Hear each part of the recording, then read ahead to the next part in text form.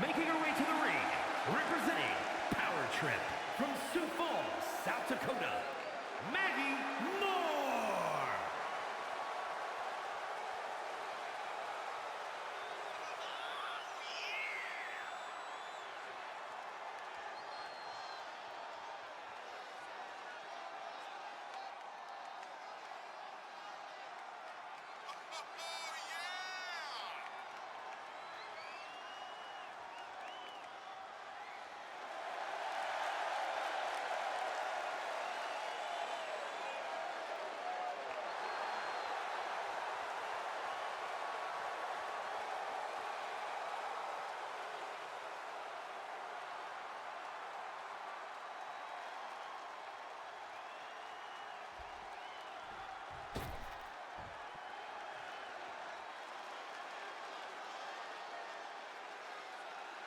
And from Madison, Wisconsin, Amaya Blade.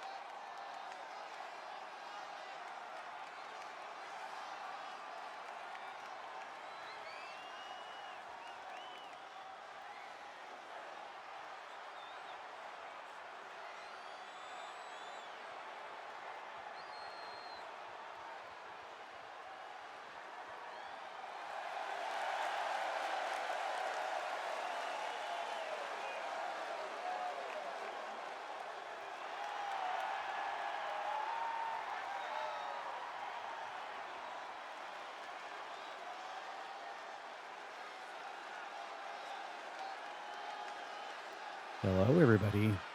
How's it going? We are live for another Tuesday night for Croakitoad Pro Wrestling. Hope everyone out there is having a good one. Let's get things kicked off right now. We've got Maggie Moore versus Alessandra to start off our night. This might be the last night we're on 2K24, by the way. Everybody hydrate right now, drink water. Yes, thank you. Appreciate that. Yeah, I hope everyone's doing well out there. Thanks for being here, everybody. Appreciate it. For everyone that was asking me how I'm doing good. My voice, yeah, I just needed a little bit of water is all. Thank you for looking out. Appreciate that as always. But yeah, I am doing well. Thank you for asking. Looking forward to a very next 2 weeks here at Croakitoad, by the way. Not only with the EFED and the rest of the EFED and the new 2K news and everything, getting everyone transferred over and getting the updates, getting everybody created, which, by the way, thanks everyone for being there the past 3 or 4 nights to watch the creation process here on the Twitch channel. I do appreciate it.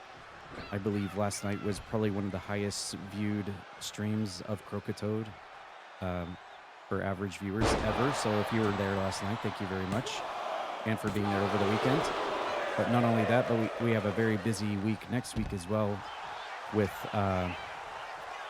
co-op action on the brand new game Split Fiction. I will be doing co-op with Jim Von Lee on that next weekend, as well as I have received a key from Ubisoft themselves to be able to do the brand new Assassin's Creed Shadows game, which I will also be streaming next week as well. So we have a lot of busy things. And not only that, by the way, everyone, did you know that my 4-year anniversary is next Wednesday? That's right. The 4-year anniversary of Croakitoad is next Wednesday. So you can expect big news and plans for that to be posted in the Discord very soon. It's going to be a big event, a big event to celebrate 4 years of Croakitoad next Wednesday.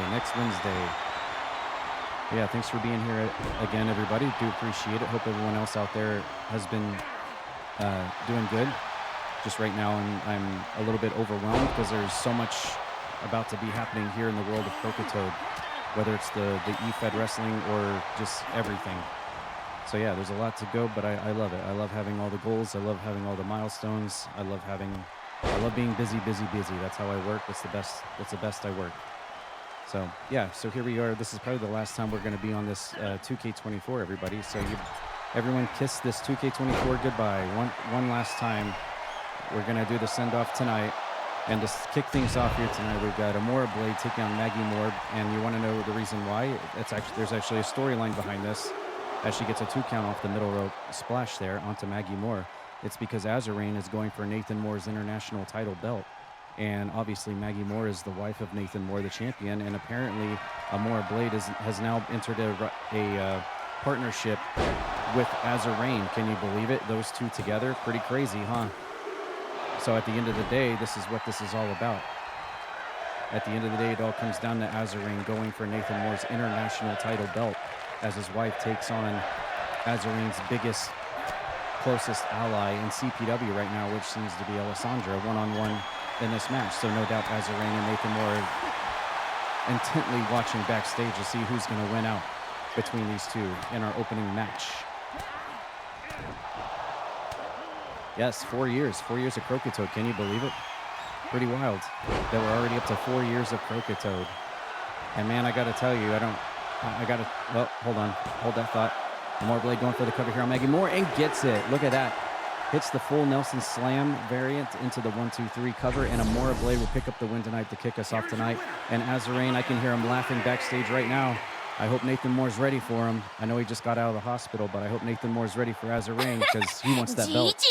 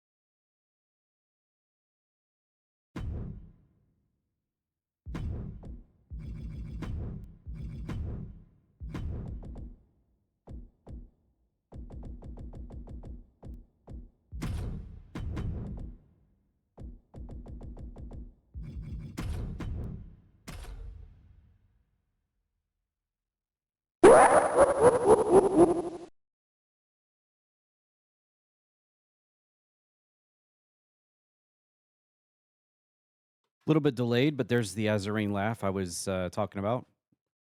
We finally heard it. The echo finally traveled out here to where I'm at. I knew he'd be laughing backstage after seeing what happened just now.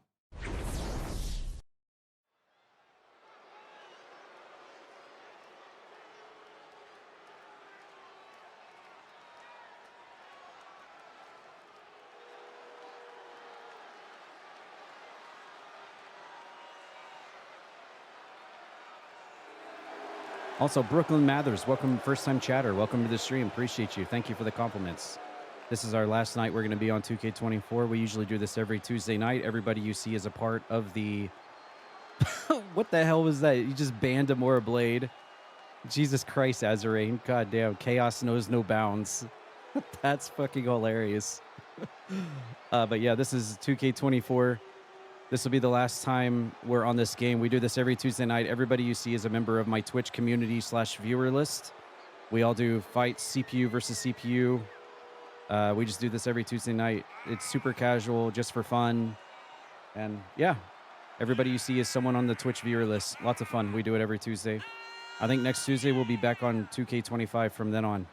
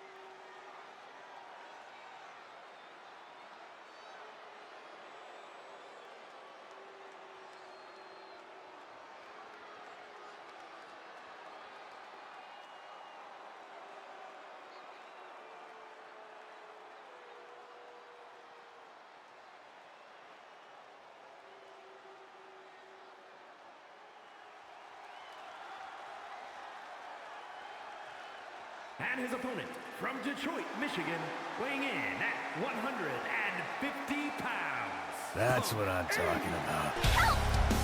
Help! Help! Help! Help me, Leon! Whoa! The hell was that? Caught you off guard, didn't I? Just trying to have fun. Thanks.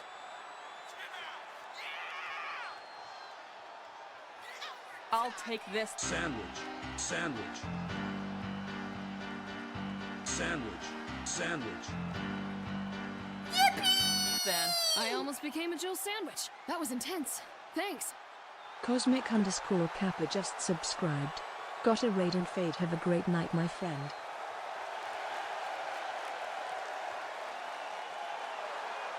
Cosmic Kappa, I know you got a raid and fade, but thank you so much, dude. This. Sandwich. Sandwich. Can you stick around for just 1 second?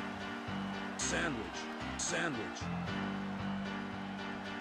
Then I almost became a Jill sandwich. That was intense. Thanks. PegCity_CJ just Tech subscribed. City CJ, thank you so much for the resub, dude. Good to see you back as well. Good to see you back, CJ. Thanks for being around, dude. I hope everything's starting to get better for you, IRL. Good to see you, man. Yep, the EP soundbite works, Jen. That is, if anyone could ever claim... Oh, my goodness gracious. Hold on. There's so much going on right now. Just give me a second.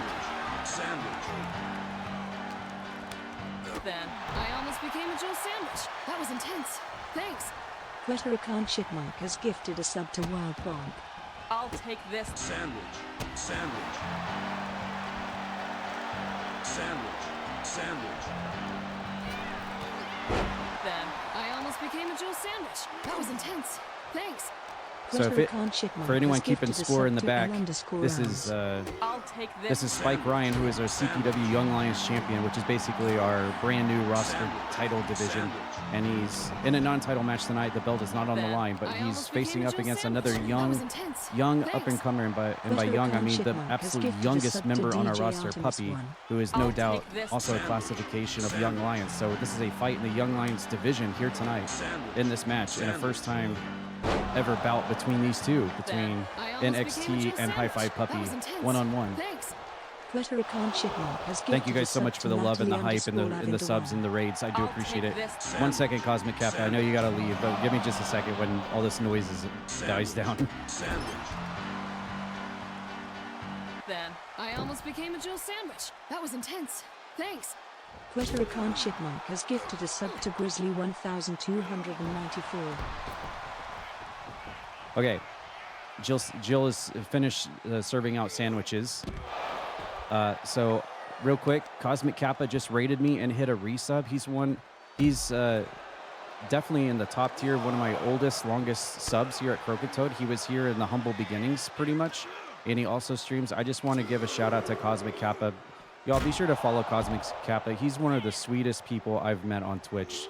I just wanted to give a personal shout out to him. Not just your typical, oh, thanks for the raid. Thanks for the raid. I hope your stream was good.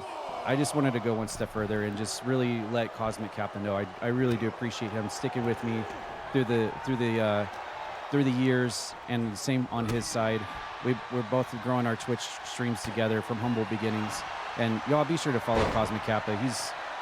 He's one of the sweetest people I've met on Twitch, so definitely give him a follow. He's well deserved for your follow, and his content's really good. You'll like it. He's a variety streamer, does a lot of multiplayer as well, and he likes frogs too, and just a wonderful human being. So please give Cosmic Kappa. He's on that Twitch grind, but he has fun at all of his streams, and I just want to personally give that out to you, Cosmic Kappa. Thank you so much. I do appreciate you, man. And as well, I do hope your stream went well tonight as well. But yeah, there you go. Yeah, drop some follows, and also can we get a shout out to Jen Von Lee as well, y'all? Jen Von Lee also in the category of one of the sweetest people on Twitch. She will never admit it because she likes to be the goth, your goth auntie basically. But if it's Resident Evil, she's your hookup. She plays games with all the Resident Evil voice actors, all the actual characters, all the time.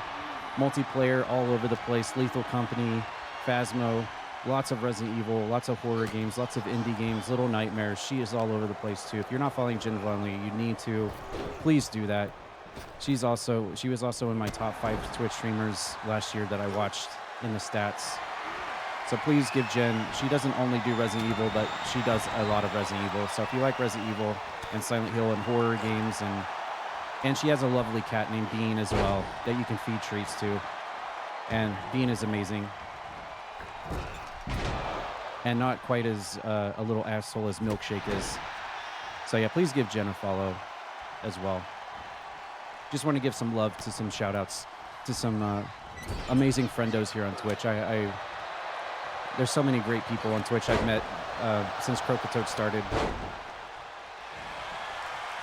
And I just wanted to give those 2 shout outs there. But to the match now. Here we go. We've got Spike Ryan, who's the Young Lions champion. He won the belt from Mama Buttons a few weeks back. And he has not actually defended the belt yet. I guess he's getting ready for a big shot at the big one to see who he's going to defend his belt against. Is it going to be Mama Buttons in a rematch so she can get her belt back? Could it be Puppy tonight? If he can beat the champion here in this match, he could have a claim. He could say, hey, I beat the Young Lions champion in a non-title match. I deserve a shot now. He's also a Young Lions. The Young Lions division is basically anybody that qualifies in Croakitoad Pro Wrestling as being a first time ever on the roster. So brand new, fresh faces.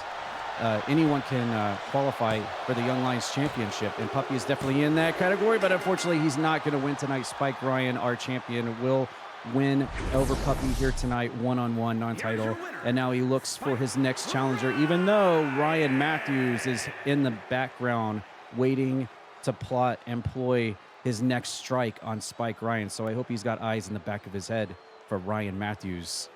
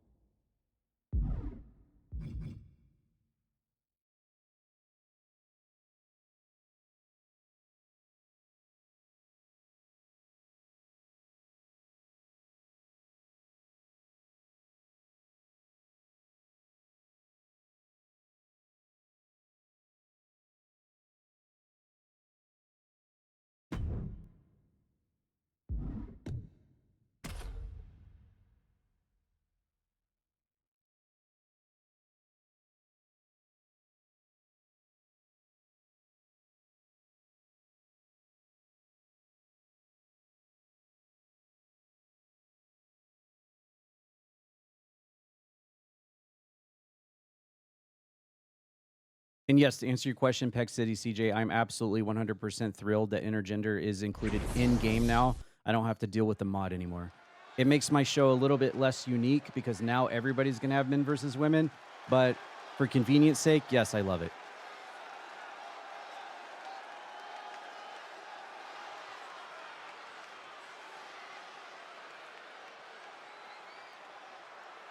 The following is scheduled for one fall. Making her way to the ring from Denver, Colorado, Kitty.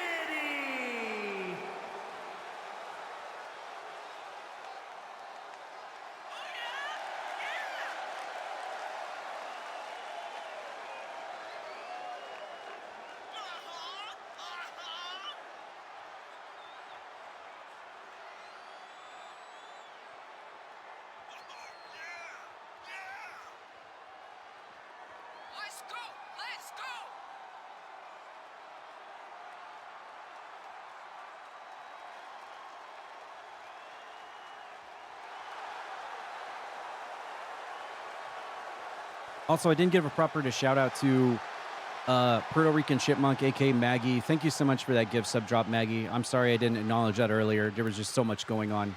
But thank you, Maggie. I appreciate you very much. Thank you for doing that. Thank you for your support. God damn it. Now Badass Games. Badass Games has me saying support now.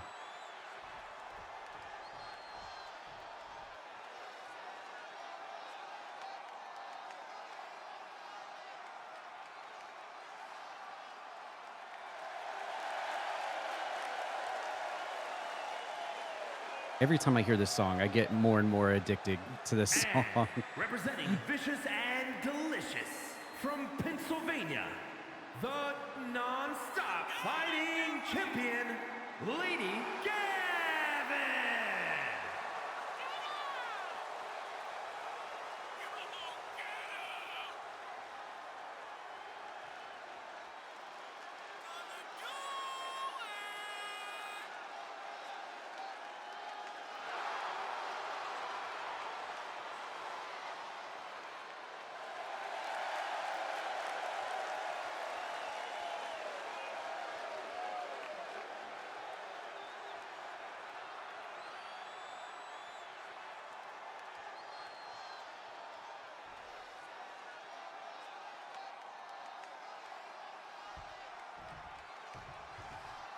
All right, here we go. We get another ladies matchup here tonight. We've got R.E. Kitten taking on Lady Lavven. And there's Azarain laughing in the backstage again that Amora Blade was able to beat Maggie Moore tonight. He's laughing up a hoot tonight. I'm surprised we didn't get any Azarain announcements tonight.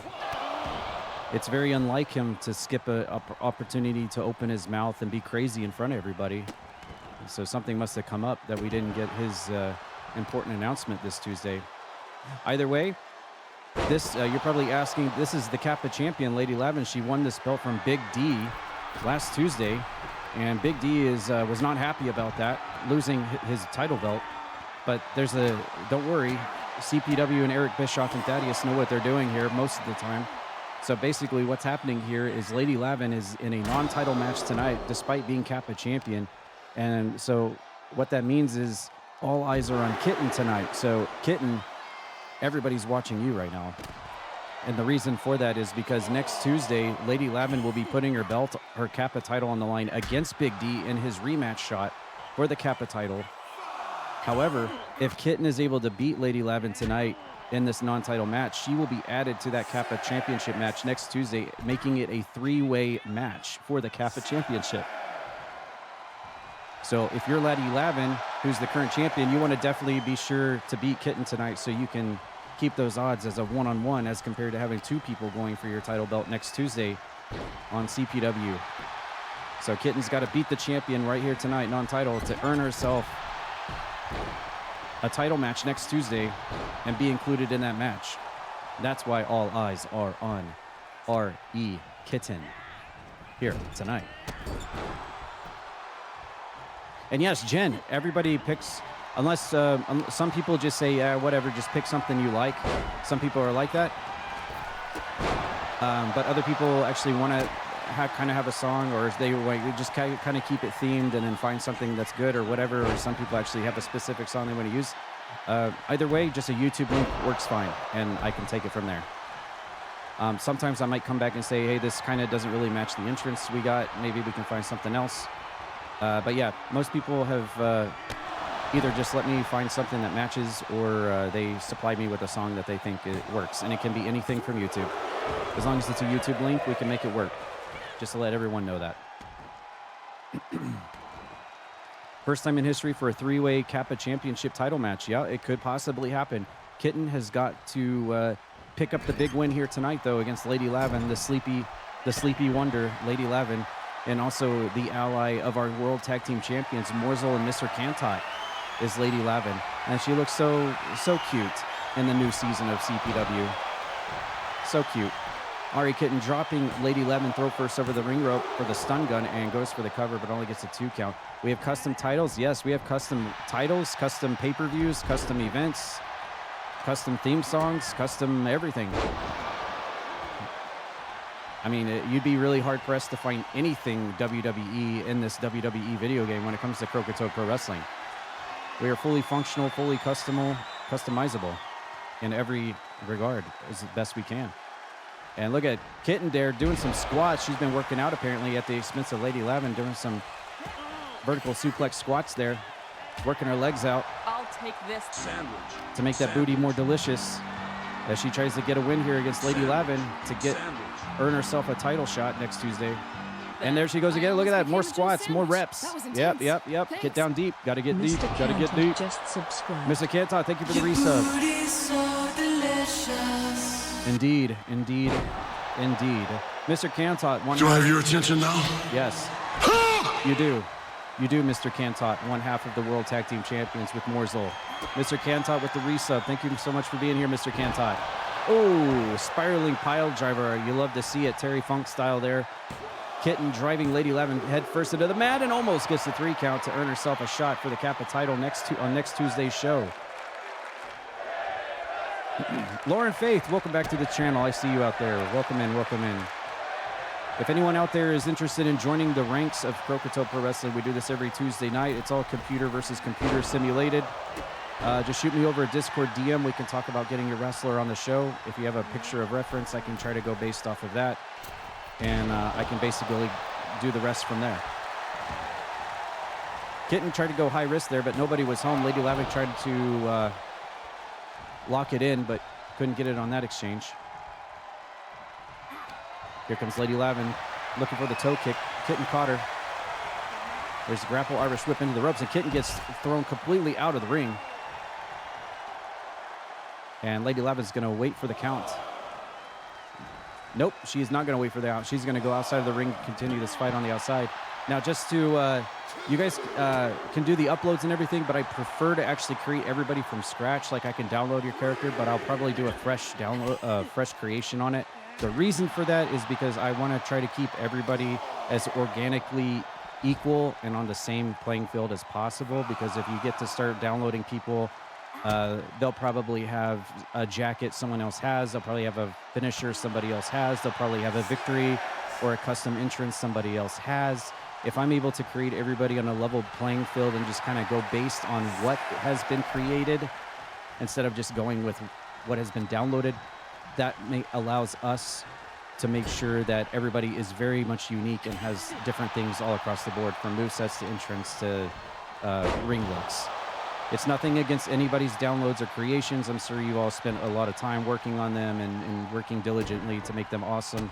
And I assure you, I'll try to do my best to make them one for one as possible.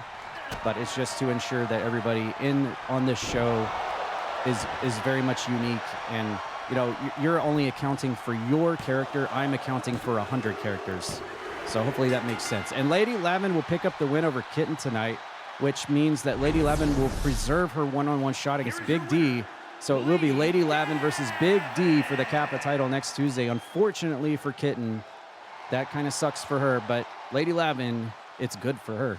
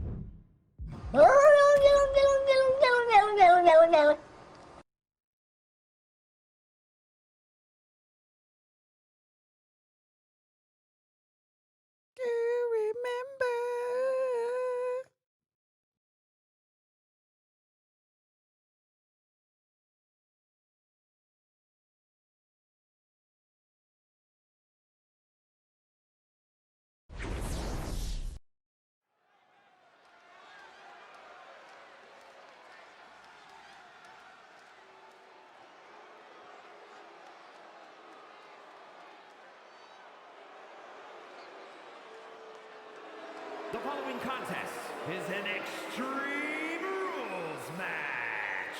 Making his way to the ring from every man's nightmare, weighing in at 240 pounds, Psycho T.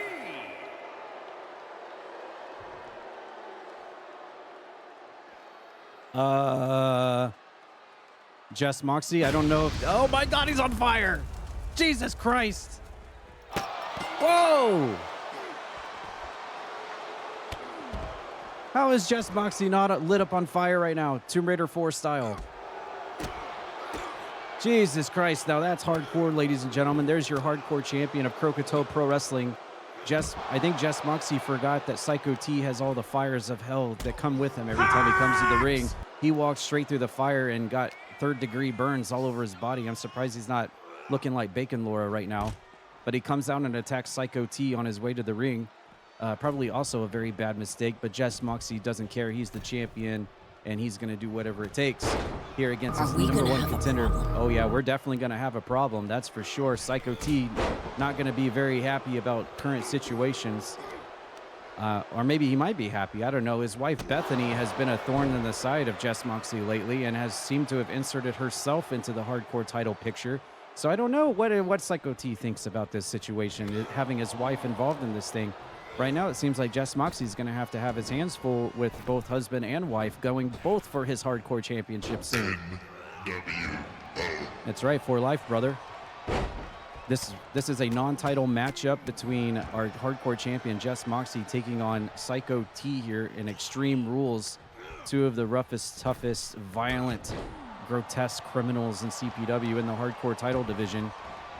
As Jess Moxie goes for the lateral press.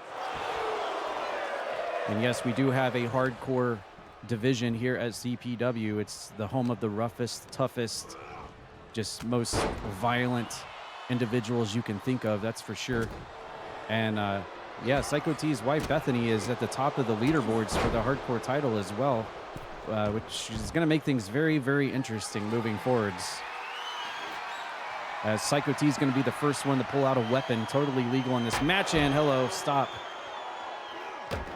He missed the throw of the stop sign there, but you can see it's been dented already over the head of Jess Moxie.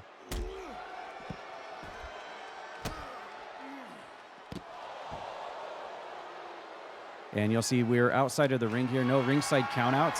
The referee is following Psycho T and Jess Moxie on the outside of the ring because this is false count anywhere. Pins and submissions can take place anywhere they want. There are no rules. This is the Extreme Rules hardcore division. There are no rules. They can go fight anywhere they want.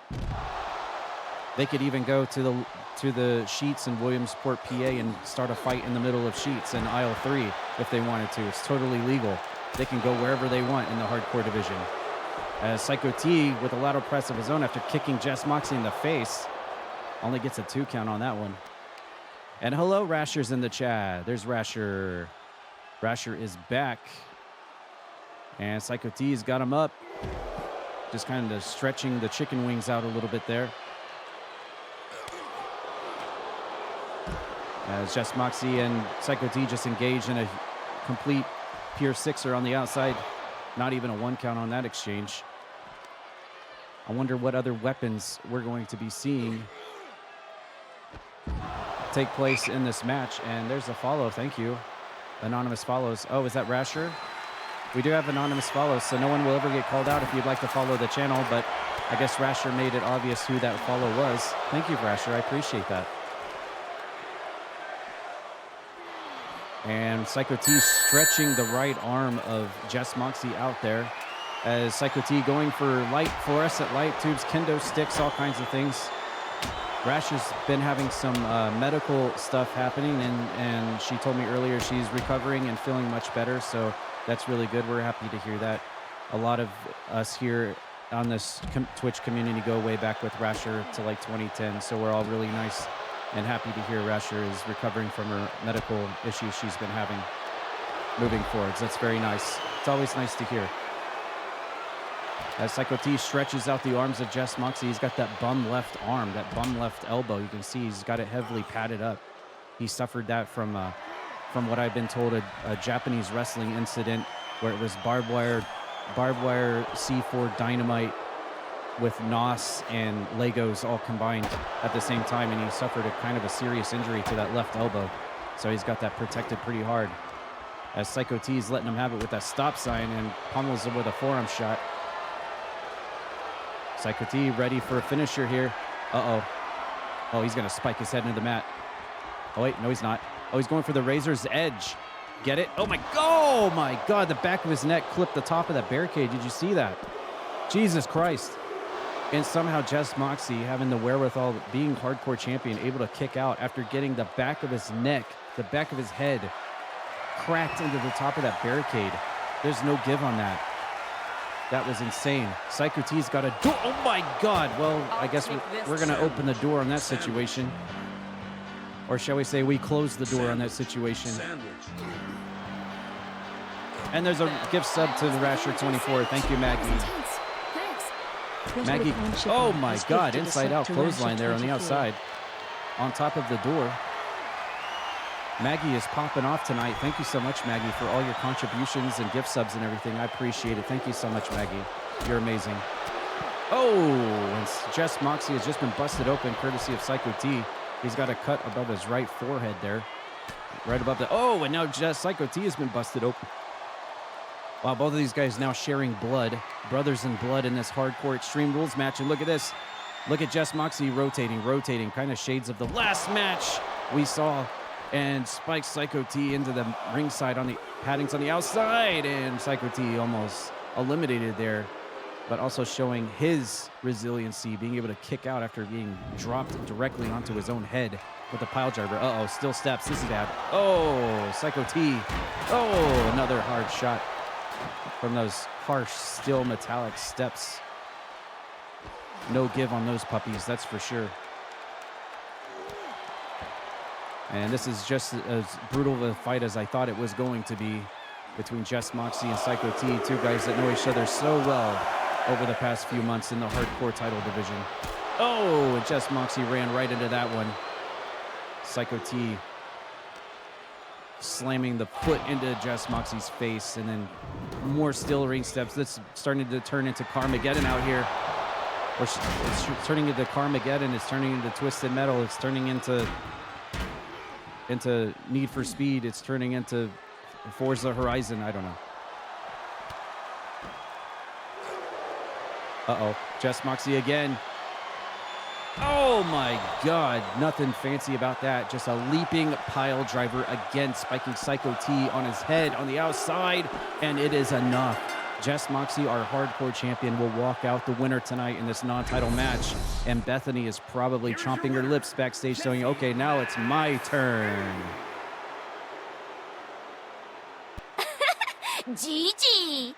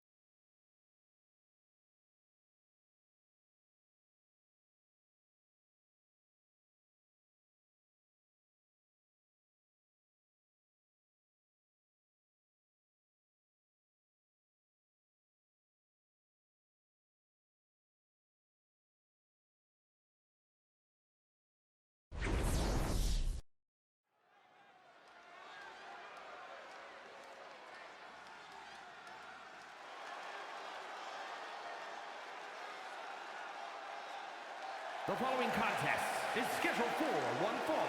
Making her way to the ring, representing the Gladiators from Delaware, Empress Holly Shaw!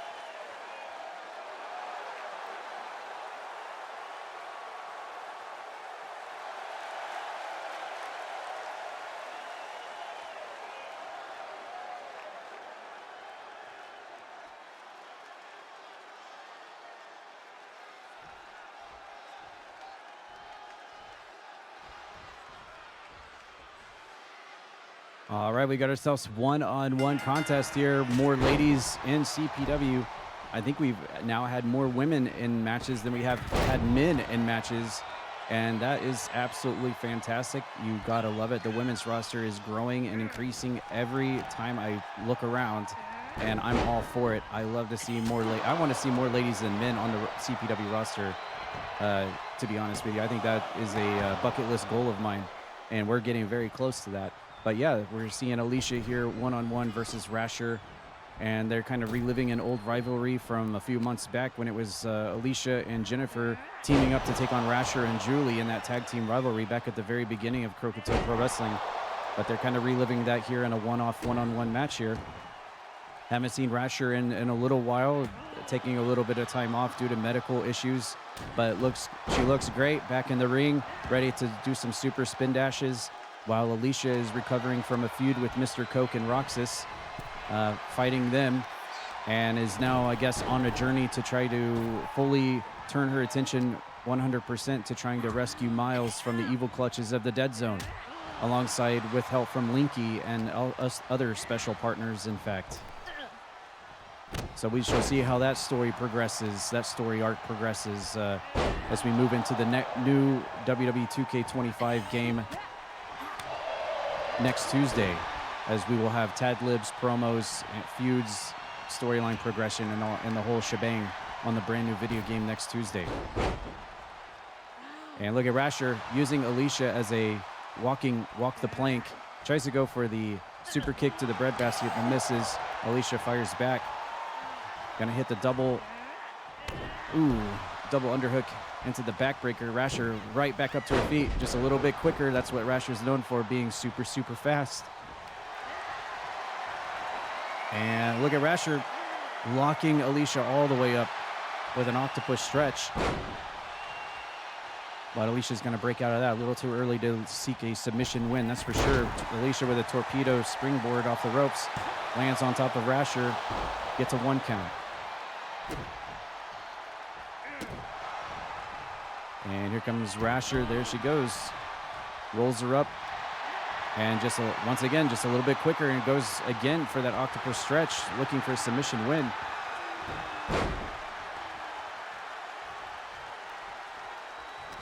And Alicia going for the Irish whip into the ring ropes. Fires back in a tilt-a-whirl backbreaker by Alicia. Rasher kicks from the side of the head. And leg hook by Rasher. But Alicia immediately kicks out. And another kick to the side of the head. As you can tell, Rasher fully supports Team Sonic in her endeavors, super spin dashing her way to victories left and right. Used to be on a very powerful team known as Team Sonic alongside Sonic Chrono, who Sonic Chrono has since turned to the, I guess you could say, the dark side, the mystifying side, now he is Shadow Chrono. Rasher, all the way through the ropes, and hits the splash onto Alicia on the outside. Rasher definitely one of the quickest, speediest people on the entire roster. If you did a top 5 of the fastest people in CPW, Rasher by far at the top of the list for sure. It's very hard to catch Rasher's when she's on her game. And Alicia getting hit with the elbow. Standard rules apply here. There is ring count out. So they want to try to fight to get back into that ring before the 10 count. We don't want any count outs on a night like this, that's for sure. Rasher hopping back in, trying to go for a discus forearm probably, but gets whipped into the corner. Alicia with a series of European uppercuts and wombo combos, wibbly wobbly wibbly dooties, and hits a toe kick. And there's a double knee backbreaker and goes straight for the cover, leg hooked onto Rasher and almost gets it with that. Enough of a flurry of offense to be able to get the 3 count, but Rasher showing her veteran wherewithal, able to kick out before the 3. And now Alicia to the top, telling Rasher to get to her feet. Here she goes and hits the spiraling tornillo. Standing shooting star as well. All right, good night, puppy, and good luck on your test. Let us know how you do tomorrow. I'm sure you will nail it. Thanks for coming out, puppy. I look forward to seeing what you look like in the brand new season of 2K25. Will you be just as Robloxy and scaring Jin Von Lee? Or will you be less Robloxy and still scaring Jin Von Lee? We shall find out on the next episode of Dragon Ball Z. Rasher now with a leg hooked on Alicia, dead center of the ring, right on top of that Croakitoad logo, but not enough. Good back and forth match we got here. 3 stars so far. Rasher now grabbing the sides of Alicia's head, throwing her face into the mat with the face buster. Rasher, ooh, front face lock into the knee face buster. Rasher now grabbing the legs, cinching the leg up here. Ooh, look at that. Rasher pulling out some new maneuvers. She's not really known for her submission arsenal, more of a high-flying, flippity-floppity type of offense. So she's pulling out some new maneuvers here. Now Alicia back in control, slamming the head of Rasher into the top turnbuckle pad. Up goes Rasher to the top. What's Alicia going to go for here? Oh, Rasher says, I don't think so. We got some interesting things developing here on the top rope. Elbows, elbows, elbows, elbows, elbows. What we got? What's about to happen here? Oh, inverted Frankensteiner off the top rope by Alicia onto Rasher. And Rasher climbing up to the ring apron. Alicia gonna stay on her here on this offensive streak and hits a stun gun middle rope, sending Rasher to the outside of the ring next to our lovely sponsors of Croakitoad, and Alicia follows up with a slingshot senton to the outside, a standing shooting star press as well in front of all of our lovely sponsors, which we will have actually another lovely sponsor being added to the list soon. Smackin' Sunflower Seeds to be an official sponsor of Croakitoad very soon. More news on that soon. That'll be fun. Smackin' Sunflower Seeds coming soon to Croakitoad as our next official sponsor of the streams. Gotta love it. And it looks like Demon is in the house. We're up to a 5 count on the outside of the ring. Rasher gets thrown back inside.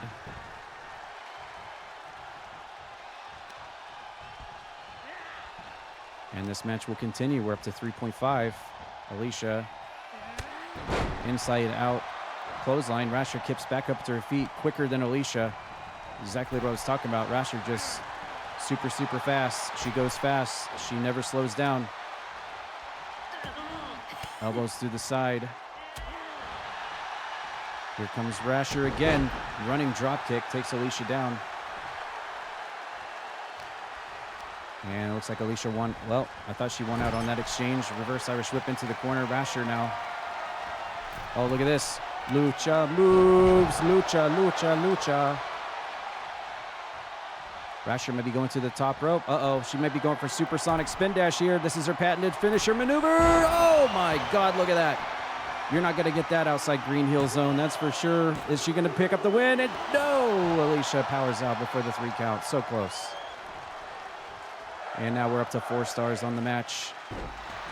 Rasher now working the arm.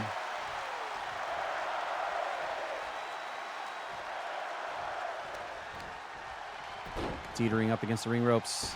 A little stompy stomp. Rasher now springboard, missing the leg drop. And this will enable Alicia to fire back here and try to get some momentum going. And there's a Canadian Destroyer. No pin. And Alicia up to the top rope. What she got in store. Tries to go for 450 and actually connects. And goes straight into the cover on Rasher here. Is it going to be enough to pin Rasher? No, she powers out. Lots of high flying, lots of aerodynamics in this matchup for sure.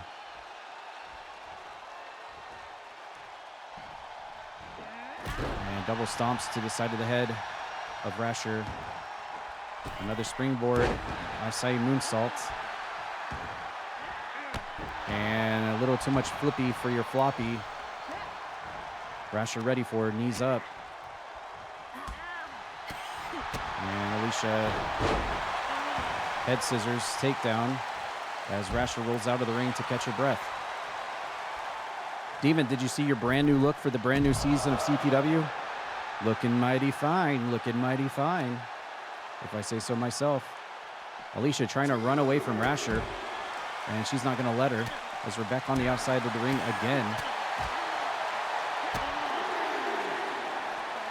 And another Canadian Destroyer on the outside.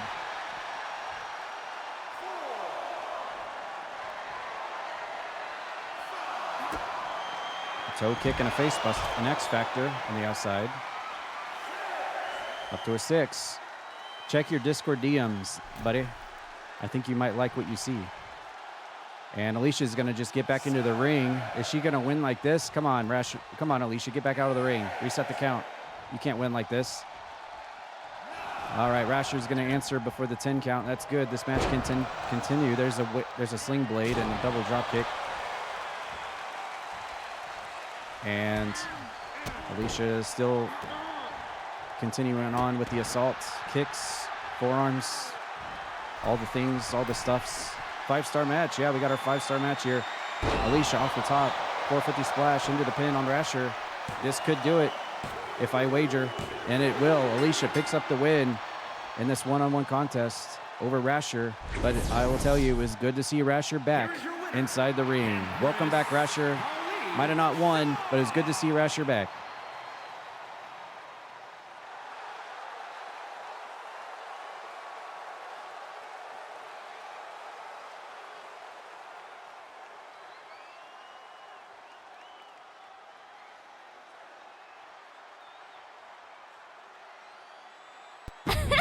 GG!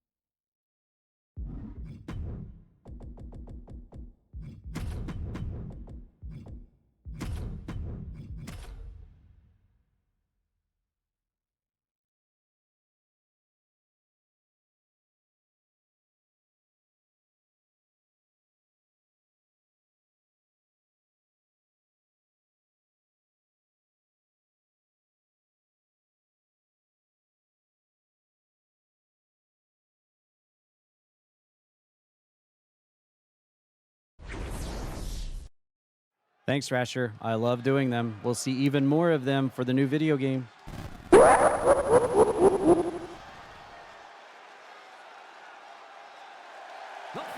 Mr. Kenta, what are you trying to blow me up for, buddy? Huh? Making his way to the ring from Winnipeg, Manitoba, Canada, weighing in at 245 pounds, C.J. Dixon!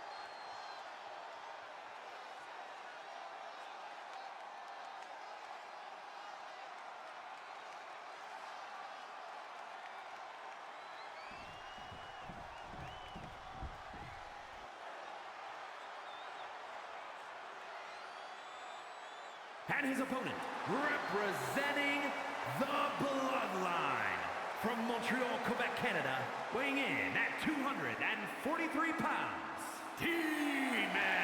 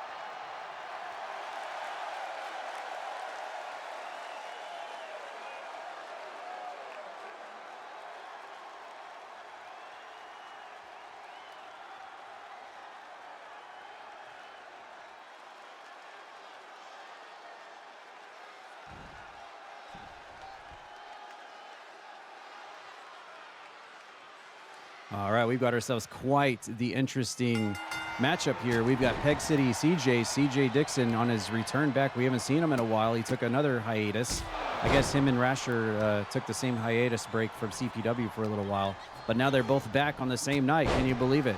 It's crazy how things like that happen sometimes. But it's good to see CJ Dixon back inside the ring here as he takes on Demon one-on-one in this singles competition matchup. And we saw a sneak peek of what Demon looks like on the next season of CBW, and let me tell you, he is looking mighty fine. So fine, in fact, Honey has just asked for Demon to cosplay as his CPW character in real life. Ooh. Wow, chicka wow wow, chicka wow wow. At the beginning of this matchup, we've got a bear hug by Demon onto CJ Dixon, trying to look for the early submission win, but way too early in the match for that to go down. Let's see if CJ Dixon has been preparing, training, getting himself all prepared to come back to CPW in his off time. He sure cannot be afforded to be rusty with a roster like this here at Croakitoad Pro Wrestling, that's for sure. Especially against the likes of someone like Demon. Nice back elbow there from CJ Dixon. Goes into the cover. Demon immediately kicks out. Tie up there. Demon sending CJ into the ropes. Ducks under. And hits a back body drop on the rebound. And look at this. Into a rear waist lock and a full Nelson slam by Demon. But CJ Dixon kips right back up to his feet. A couple of tappy taps to the head. Reverse Irish whip sending CJ Dixon to the apron. And Demon trying to capitalize, but CJ Dixon does not let him. Sends him into the ropes again. Leapfrogs over. Ducks under. And, oh, look at that. Spanish fly on the rebound. CJ Dixon, a very tall wrestler, but can do a lot of very incredible things. Very aerial, very aerodynamic, despite his tall stature. It's almost kind of shocking sometimes to see how tall he is, how big he is, and then he's able to pull off moves like that. Very surprising. As he tries to go for the front dropkick again, but Demon caught the legs and immediately goes into the cover and gets almost a 2 count off that one. Demon now measuring CJ Dixon here. Side headlock applied and pops him in the throat. Demon really proud of that move there. Goes again into the cover and gets a 2 this time. Wait, almost gets a 3. Holy moly. The chop to the throat. The juggler, almost enough to put CJ Dixon away there, but this match will continue on. CJ Dixon guiding Demon to the ring ropes. Side of the head with the back elbow. Whips him into the corner. Demon with a running clothesline into the corner. And just gonna pound away at the head of CJ Dixon here. Hard shots. In fact, I believe the last time we saw CJ Dixon, if I recall correctly, he was one of the 32, was it 32 or 16? I think it was 32 people involved. Uh-oh, hold on, high risk here. Up and over he goes with the plancha to the outside, lands on top of Demon and hits the mark. I think CJ Dixon was one of the 32 people in the Twitch.tv television title tournament. That might have been the last time we saw CJ Dixon before he took his hiatus. He had an opportunity to win that TV title in that tournament. So we'll see how he does here tonight, here against a very capable Demon. Welcome to the stream, Feats. Good to see you. And we're battling on the outside of the ring here. Standard rules, a big Demon splash on the outside. Up to a 6 count. Then you start thinking about getting back in the ring here. All right, they both roll back in. And Demon set up on the middle ring rope there. CJ Dixon, what's he gonna go for here? 619. Does a little Rey Mysterio. Comes back into the ring. Demon catches him with a flying lariat. Drops an elbow. Great back and forth match we have going on here between Demon and CJ Dixon. If anyone is new to watching CPW every Tuesday night here at Croakitoad on Twitch, actually we're also streaming on YouTube, which I probably should not be doing because of Theme Song's DMCA. but to hell with it. We are live on YouTube as well, on our YouTube channel. If you have not subscribed to Croakitoad on YouTube, we would love your subscription. But we're live there as well. CJ Dixon, another Spanish fly on Demon right on top of that Croakitoad logo.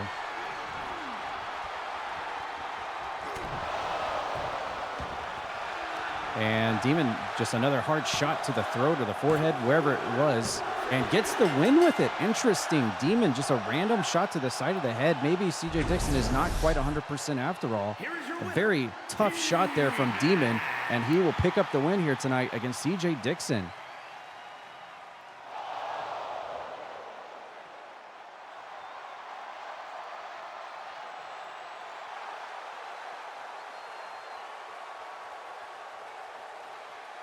Oh, he's freaking out. He's freaking out.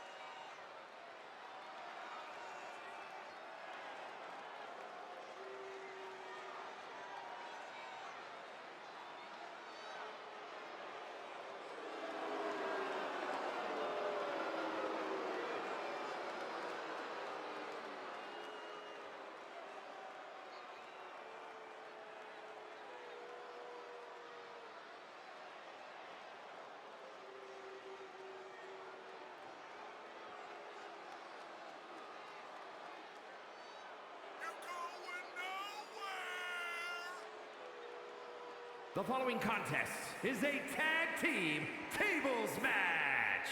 And at a combined weight of 639 pounds.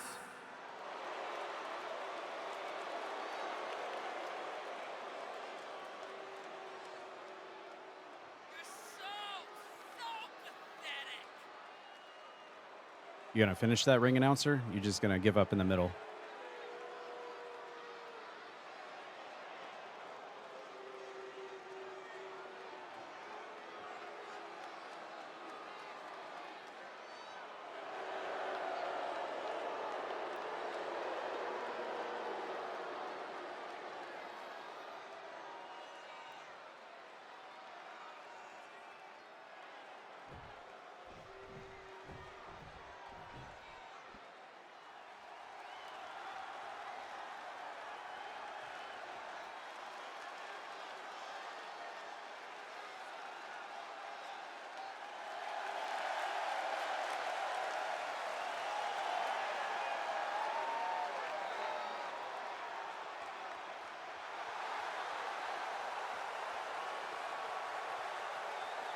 And at a combined weight of 478 pounds, the World Tag Team Champions, Vicious and Delicious.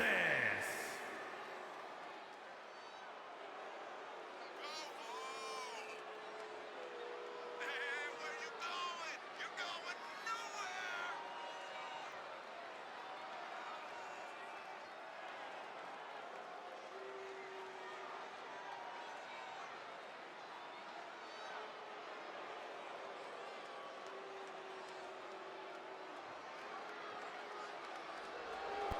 Hey there, little boy.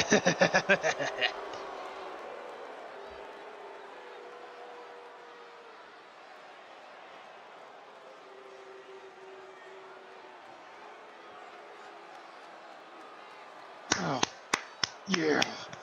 Oh, yeah.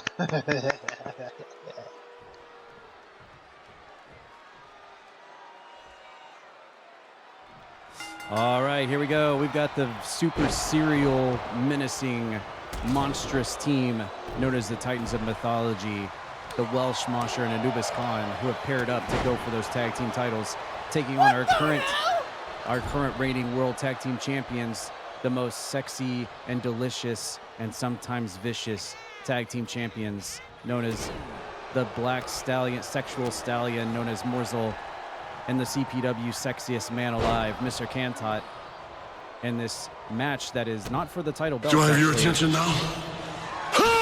Yeah, I think Mr. Cantot, you have all of our attention right now for this particular match. We've got ourselves a 2-on-2 Tornado Tag Team Rules match set for tables only. There are no pinfalls, there are no submissions.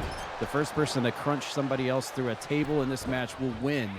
As I believe... Get the fuck out of bed, bitch, go. Yep, there's a lot of people getting out of bed right now, I would say, watching the team that just came out to the ring. But the person who crunches another person through a table will win it for their team in this match, 2v2 style, as it looks like Morsel and Mr. Cantot are set to defend their tag team titles at the big one at the end of the month against this team. This is what the match we will be seeing for the World Tag Team titles at this point in time, as Anubis Khan and Welsh Mosher are getting the next dibs for the World Tag Team titles. And there's Deputy Dog in the house. All right, man, everyone's showing up tonight. Sandwich. Then I almost became a Jill sandwich. That was intense. Another Jill sandwich for us here tonight. Deputy Dog. What up, all? Resub 48 months. And look at Morsel getting overhead gorilla press slammed by Welsh Mosher, one of the biggest, meatiest boys in all of CPW. Teamed up here with Anubis Khan. Oh, and a huge powerbomb on Cantot onto the underside of that table. Those metal pieces of that table on the bottom of the table, very dangerous to land on for sure. Thank you so much, Deputy Dog. I hope you've been well, my friend. Welcome to CPW live every Tuesday night. Good to see you. Good to see you. Mr. Cantot in the ring with Welsh Mosher right now as Morsel and Anubis Khan do battle on the outside of the ring. You'll notice there's not even a referee for this thing. The referee's like, nope, I'm not even going to come out here and get in the middle of this thing. We're just going to watch safely from backstage, because all hell has broken loose here in this match that has tag team title implications all over it. Mr. Cantot getting pancaked in the corner by obviously the bigger, and Cantot takes a steel chair shot right to the head as Morsel gets slammed around on the outside by Anubis Khan. Cantot trying to fire back here, hits Mosher with a clothesline. Morsel is about to get powerbombed on the outside somewhere. Obviously the size and weight advantages are going to go towards the challengers. These two big boys, two of the biggest boys of all of CPW. But you don't count out Morsel and Mr. Cantot. I think that's part of the reason they become... and look at that low blow, the great equalizer. You may be the biggest boy in all of Croakitoad Pro Wrestling. And that's also a great equalizer. But a punch to the mommy-daddy buttons will take you down a few notches, that's for sure. As Morsel going to town on that kendo stick on Anubis Khan and completely shatters it. That kendo stick is broken. Mr. Cantot's got a table, unsure what to do with it right now. Come on, Mr. Cantot. You've got both of your hands full of stiff, hard wood. You can't tell me you don't know what to do with that. Morsel fighting Welsh Mosher on the outside now. Anubis Khan has got the trap hold locked onto Cantot. Again, this match is set for a tables match. No pinfalls, no submissions. Just the first person to crunch somebody through a table will win it for their team in this 2v2 battle. For anyone new checking out Croakitoad Pro Wrestling tonight here on Croakitoad here Tuesday night, everybody is listed at the bottom of your screen. If you're ever wondering who is in the match, you can check the usernames at the bottom of your screen to pair that up with Twitch user chat. everybody you see on this show at Croakitoad Pro Wrestling is someone from the viewers list and from the Croakitoad community. Morsel looking for a neck breaker on Masha on the outside, but he's not going to let that happen. Anubis Khan fighting Kantot up inside the ring. And Anubis Khan going for the steel ring steps here. As Morsel throws Welsh Mosher back inside the ring.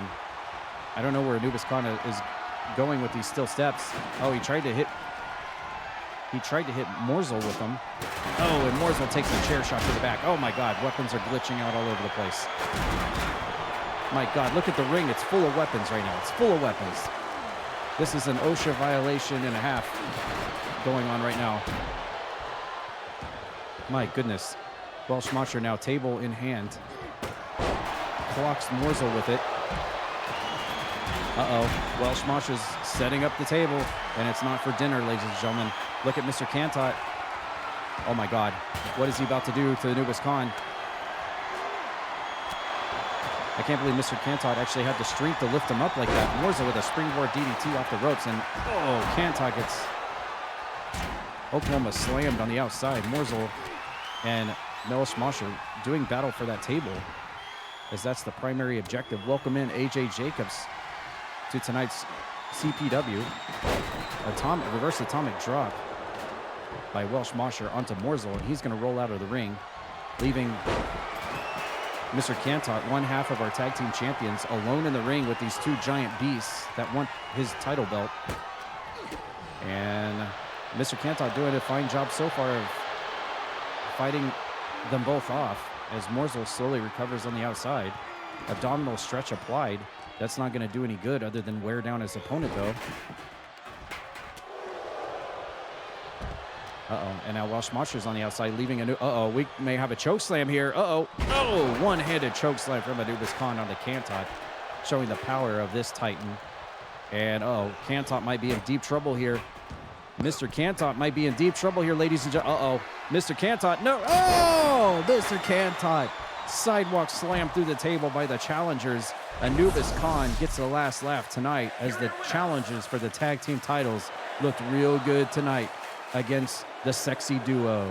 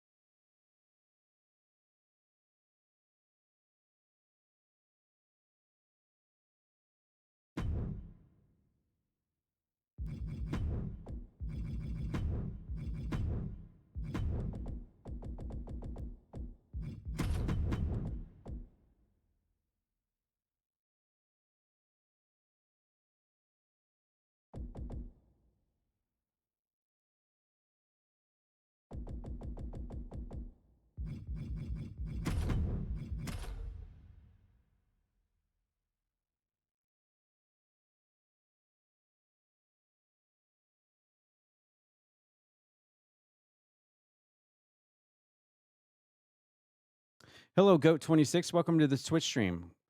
Good to have you. The best way for anyone out there who does not have currently a character in CPW, the best way I tell people is just join our Discord server and shoot me a Discord DM, and we can talk about getting your wrestler on the show. We're getting prepped for 2K25 right now. This is our last night on 2K24. All right, here we go. Our next match of the evening, more ladies.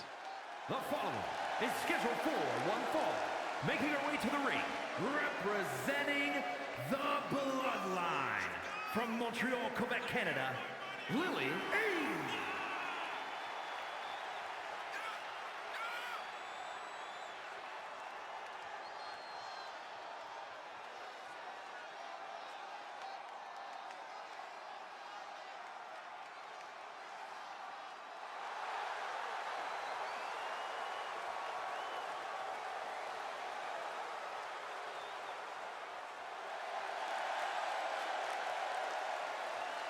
I gotta ask, how can Honey look so cute when Demon looks so scary?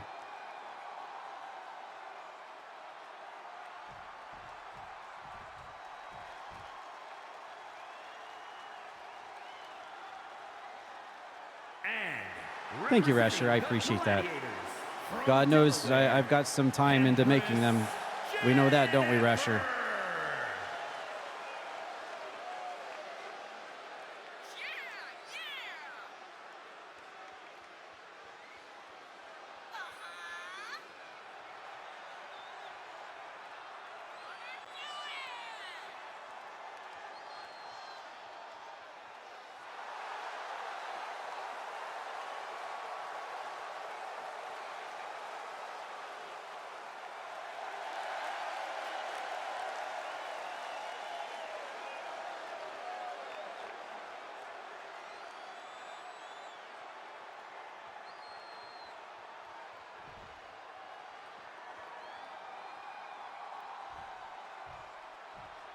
All right, another one-on-one singles match set up for ladies action. We've got Honey. We saw her better half Demon in a match earlier, picking up a win over CJ Dixon.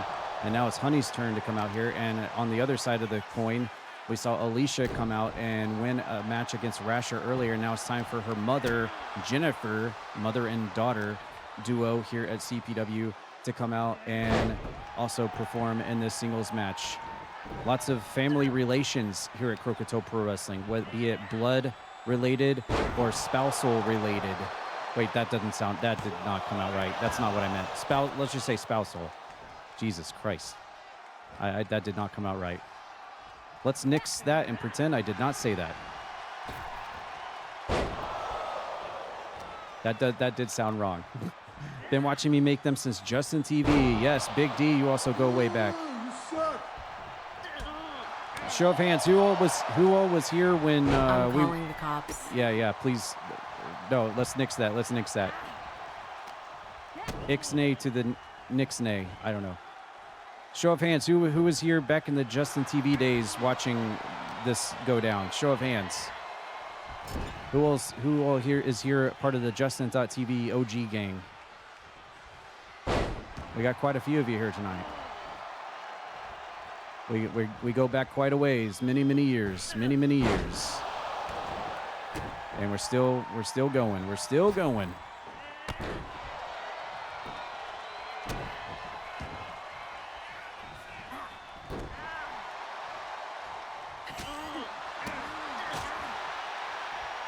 All right, Jennifer trying to do what her daughter did earlier in singles action here against Honey, and Honey also trying to do what her. Can we say husband? Can we officially say husband? I don't want to, put anyone in a tight position there, an awkward position, or anything. I don't want to call anybody out. Engaged. All right. Her fiance, Demon, was able to pick up the win early. So both of these individuals have had someone close to them win earlier. So we'll see which one of these participants can do what they did earlier. Uh-oh. Here's Jennifer off the top. Hits a nice Frankensteiner off the top rope to the outside. As we have more ladies participating here tonight.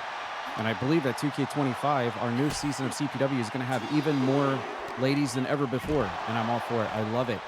I think that's always a sign of a good, healthy, wonderful EFED in the land of EFED wrestling, is when you have lots of women representation. And I don't mean like guys with a woman character. I mean like women with women characters. I think when you have a big roster of women that are in it, I always have said that's a sign of a really amazing, wonderful community and an amazing organization of EFED skills. So I'm always proud to hone in on the women's roster for sure. Obviously not to take away from anyone. Whoa. Thanks. What the heck is going on? Thanks. Oh my God. Thanks. Much appreciated. Thanks for the help. Deputy Dog donated $20. I completely forgot that was an alert. Oh my God. Well, nice move by Jennifer there, spiking Honey into the mat with the Tornado DDT. And looks like Deputy Dog has just cashed in on Croakitoad and allowed us to finally hit RoboCop on the Xbox for 100% achievements. And what better person to do that than Deputy. Get it? Deputy Dog for RoboCop. Get it? Deputy Cop. You get it? Deputy Cop.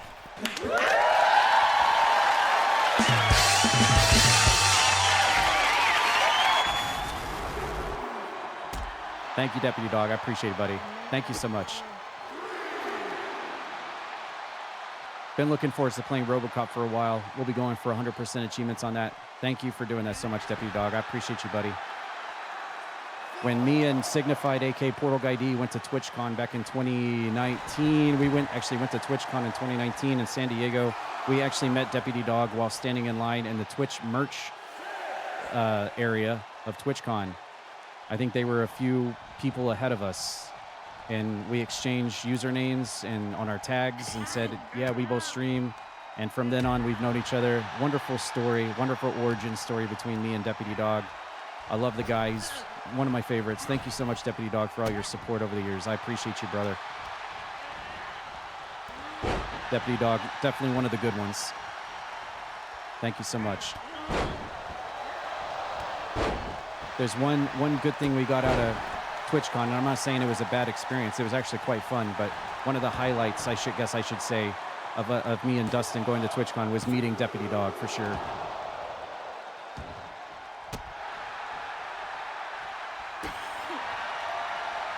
All right, we got fisticuffs in the ring here. Honey and Jennifer doing battle in the middle of the ring on top of that Croakitoad logo. Punching, slapping, slap fighting, kicking, toe kicking, stompies, clotheslines, and Honey will win on that one. And now she's got a finisher locked and ready. Can she connect? Is she going to capitalize here? Look at this, the elevated, almost a choke slam type move. Completely slams Jennifer into the ring mat, goes for the cover, and, oh, so close, 2.9 there. Honey almost getting the job done as Jennifer backs up into the corner. Honey, is she, there, look, that's her trademark, shaking her bee stinger. Honey shaking her bee stinger, and goes for the running drop kick onto Jennifer in the corner. All right, Honey onto the ring apron now, telling Jennifer to get to her feet. Oh, no.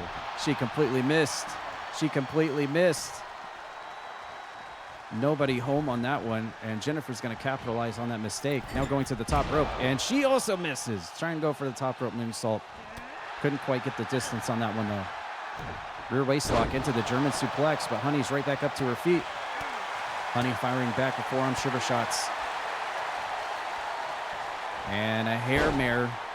But now Jennifer's back up to her feet, fires back, and hits the inside out, wibbly wobbly, wibbly doodly doo. DDT into the cover. Is it enough? And it will be enough. And Jennifer will pick up the win tonight over Honey in a great one-on-one matchup. Good job to both ladies. But Jennifer will win on this one.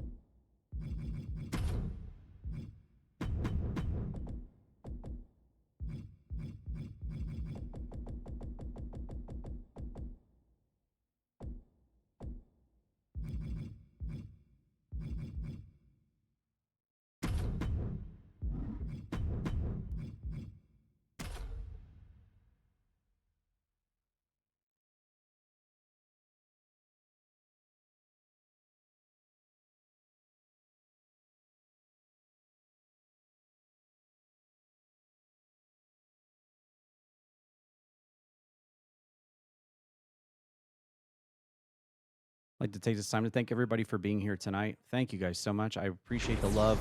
Thank you for the donations, the gift subs, the resubs. Thank you guys. You guys are wonderful.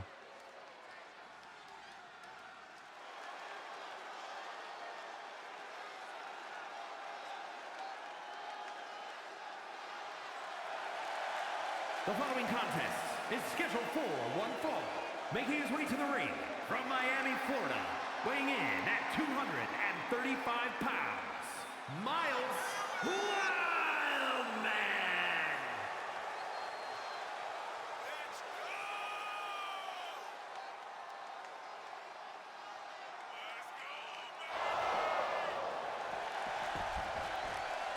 Wait. Oh, my God. Surprise, Miles. Guess who's here?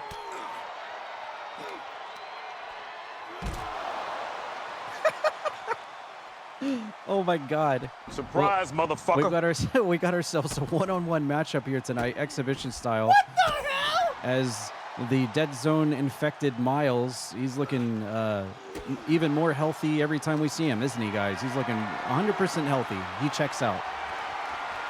Absolutely nothing wrong with Miles whatsoever. As Roxas bombards him and rushes out in the middle of his entrance and flies out of the ring and lands on top of him and hits the mark. As Mr. Dark Chip Roxas comes out to meet Miles one-on-one tonight. From what I understand, there are no storyline or feud implications here. This is just a straight-up exhibition one-on-one match. And, yeah, this should be a good match. I mean, both of these competitors are high-flying, very acrobatic, aerodynamic, loves to fly, loves to use the top rope, loves to fly, flip and fly and go all over the place. Should be a really high-flying matchup here. At least we hope so. So far, it's just been a brawl on the outside of the ring. So let's see what happens here. Can we get the bell to ring finally? All right, it's finally official 10 hours later. And here we go. Roxas taking charge. Side headlock and a back rake to Miles. And Miles getting stiffed with a DDT here. And Roxas taunting the crowd tonight. I saw that one lady was booing Roxas. She must be a Mr. Coke fan. I don't know. Yeah, Roxas and Mr. Coke kind of looking for their next kind of game plan in CPW now that their rivalry with Alicia is over. Of course, Mr. Coke is our current reigning television champion, so he's actually looking for a #1 contender for his belt, and anyone in the land of Croakitoad Pro Wrestling could be anybody. So Mr. Coke better be ready and eager to find his next challenger for that title belt. And I believe Roxas will probably be there at his side to help him out to keep that title belt as long as he can, because that's what friends do, right? And since Coke and Roxas are now friends, they look out for one another. Meanwhile, Miles, currently basically kind of a Lich extension member of the Dead Zone. I wouldn't say he's quite an official member of the Dead Zone. As we can see here, we don't see any other Dead Zone members out here with Miles.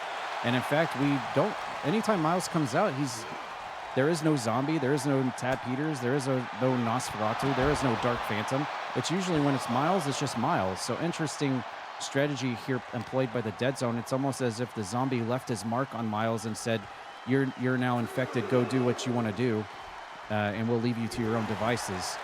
So that's an interesting strategy employed by the Dead Zone, but the fact is the Dead Zone has been quite mysterious, staying in the shadows. They haven't refilled their full hand of their deck of their cards yet. They've just been staying very mystifying, the Dead Zone.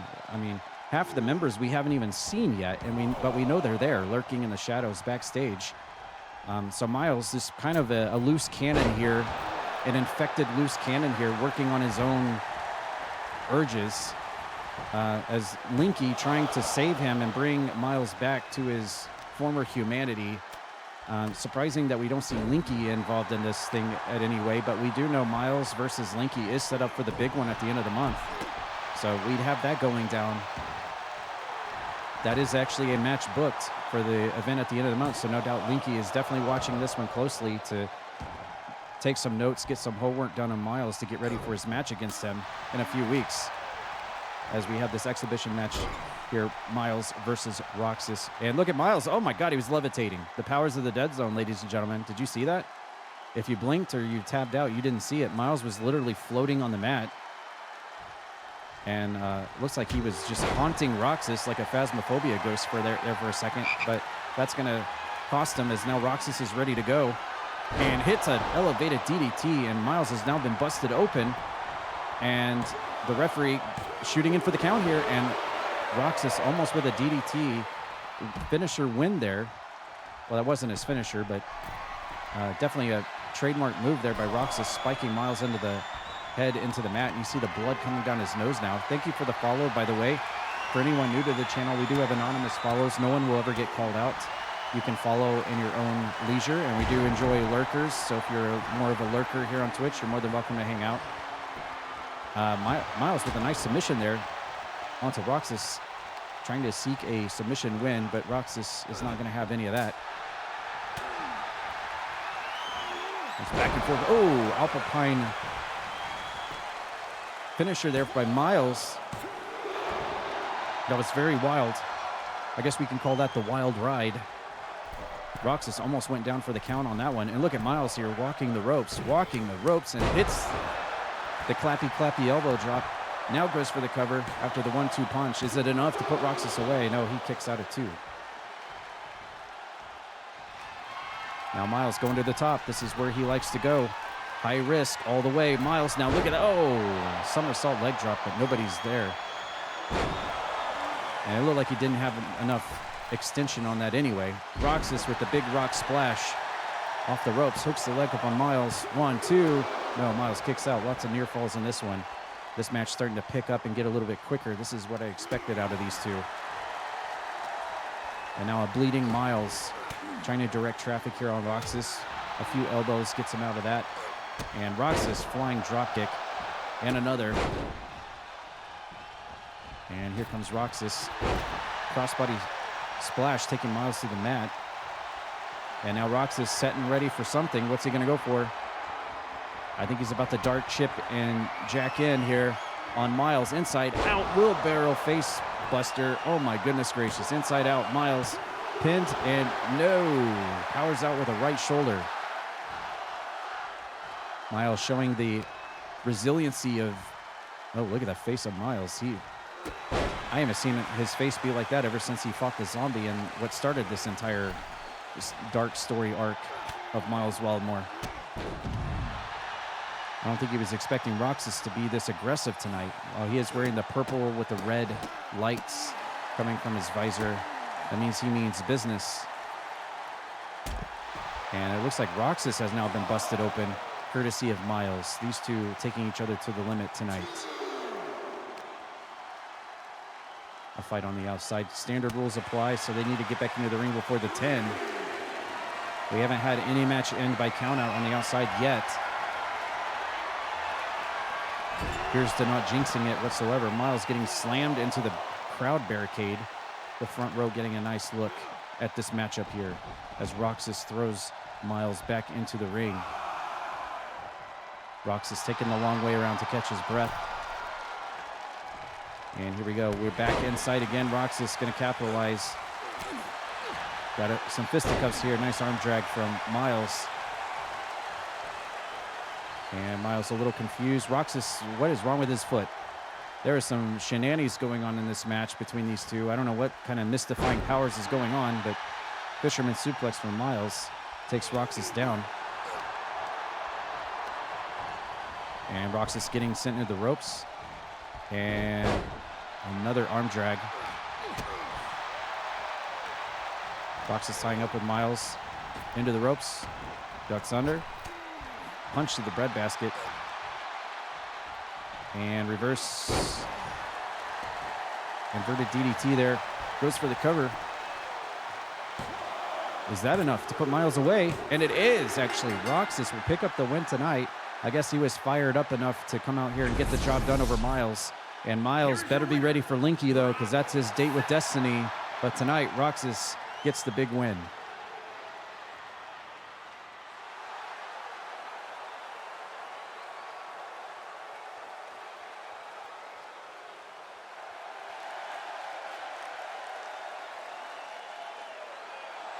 And the referee is glitched. I'm smart now!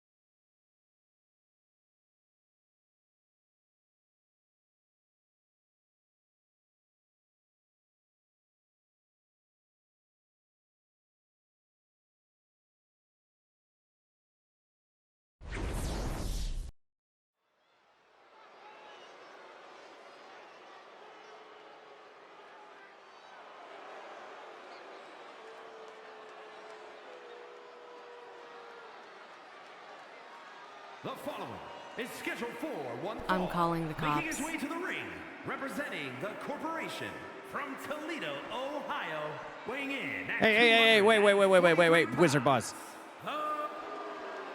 What are you doing, Wizard Boss? Well, you get what you pay for, Wizard Boss.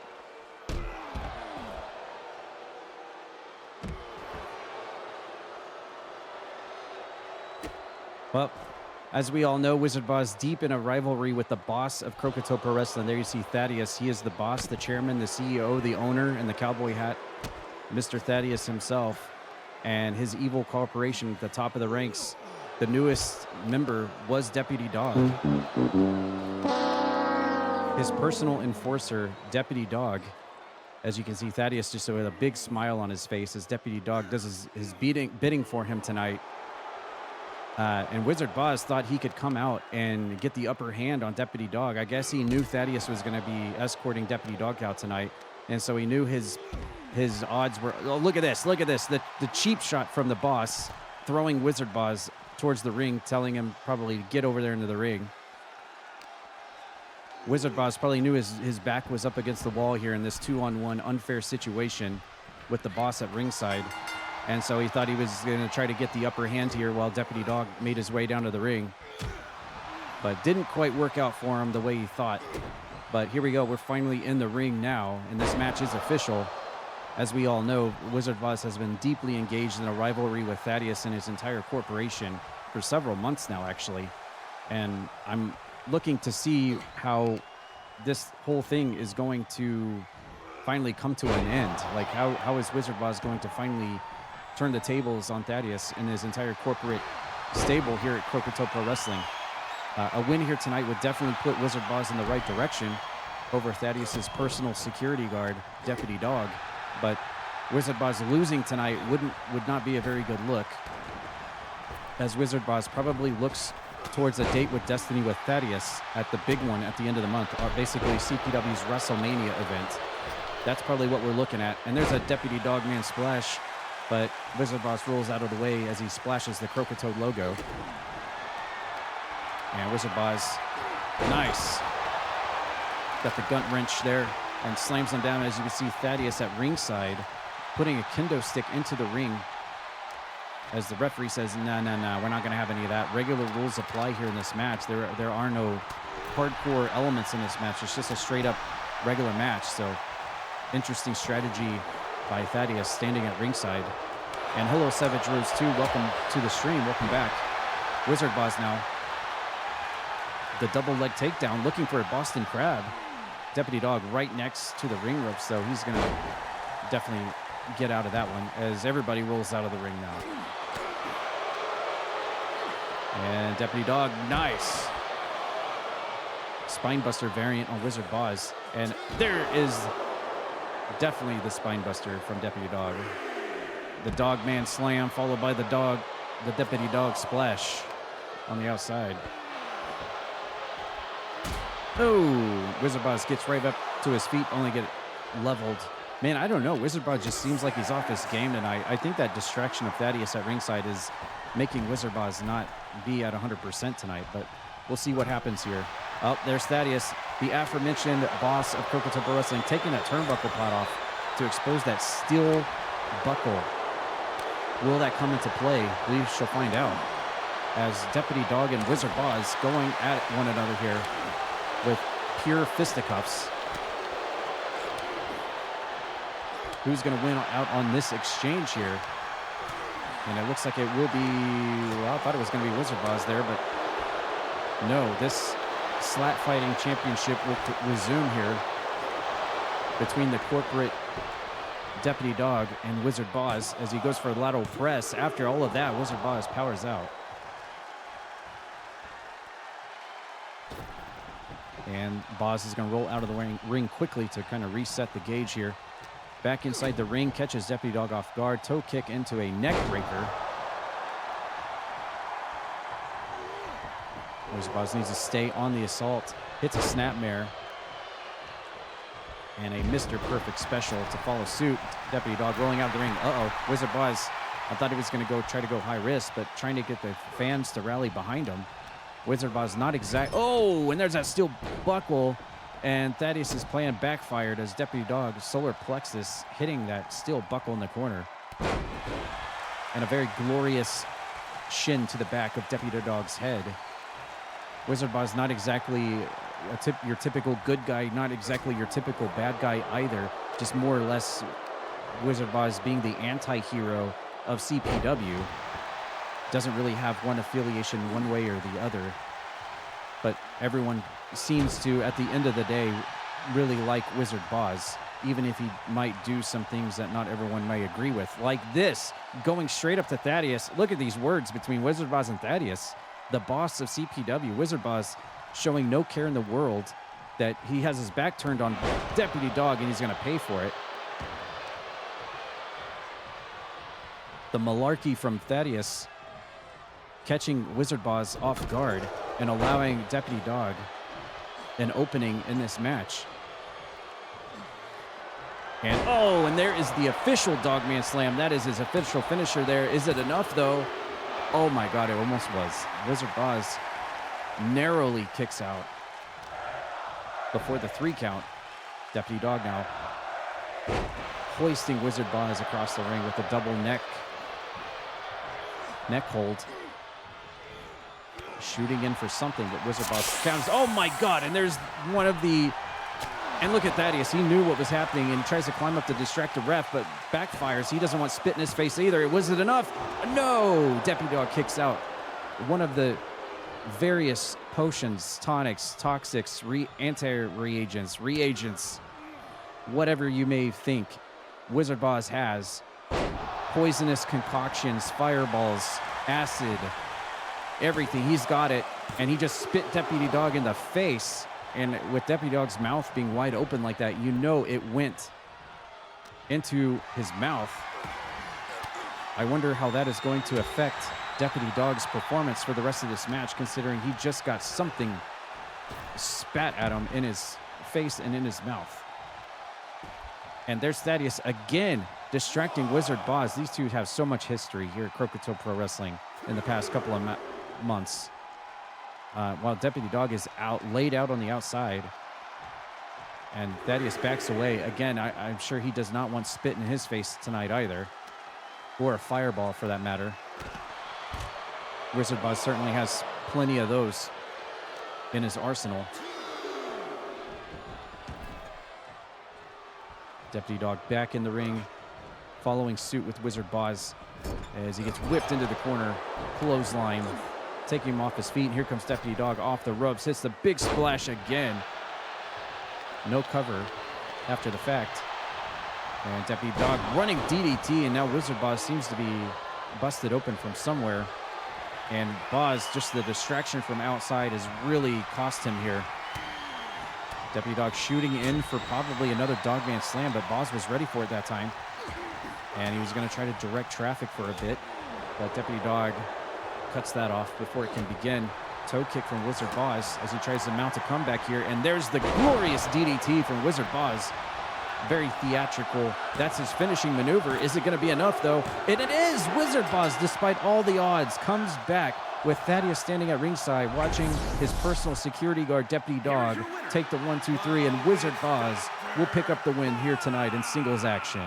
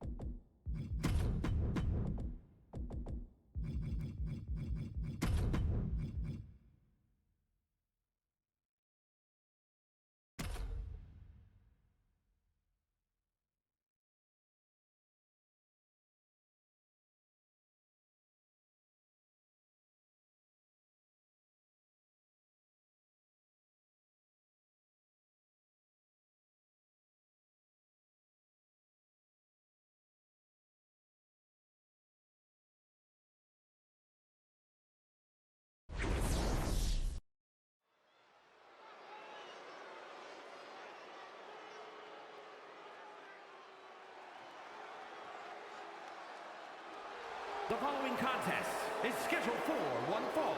Making his way to the ring from Birmingham, England, weighing in at 248 pounds, Kitten!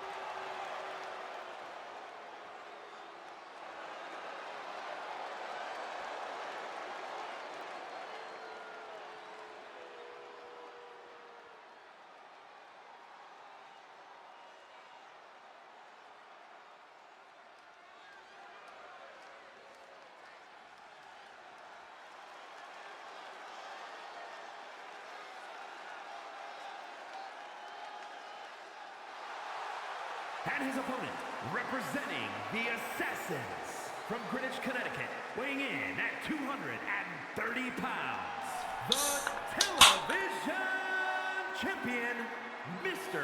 Cool!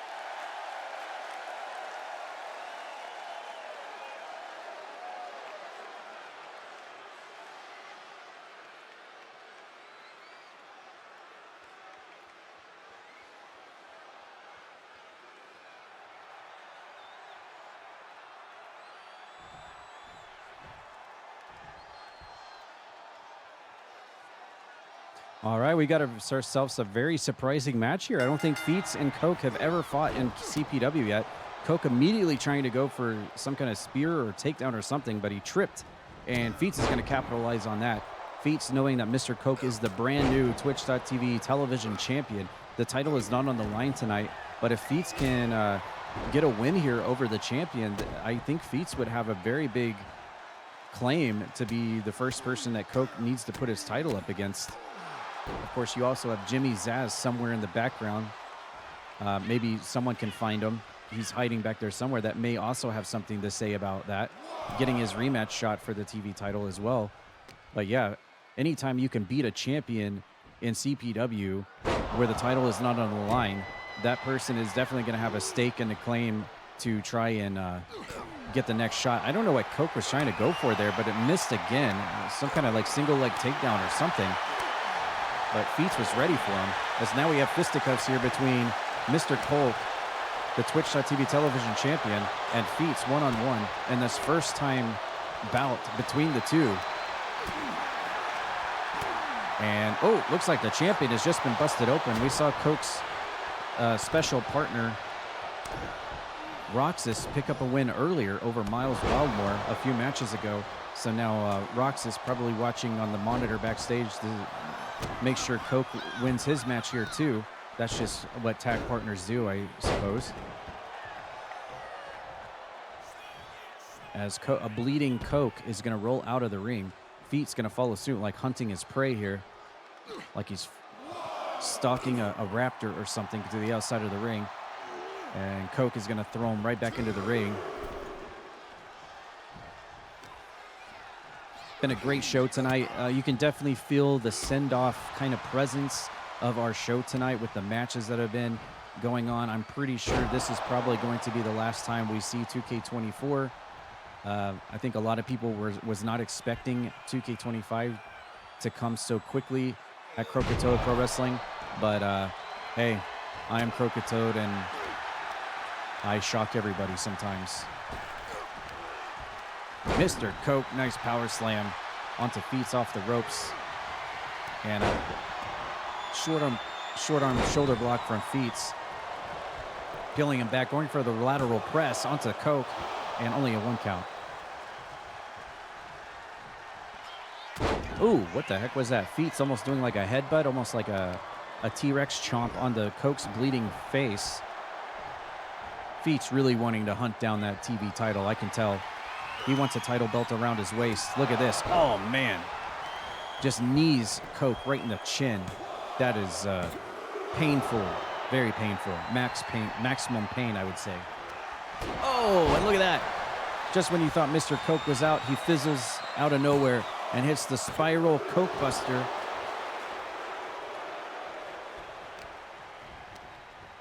Or the Coke breaker, whatever you want to call it, onto Feats and almost gets the 3 count just out of nowhere like that.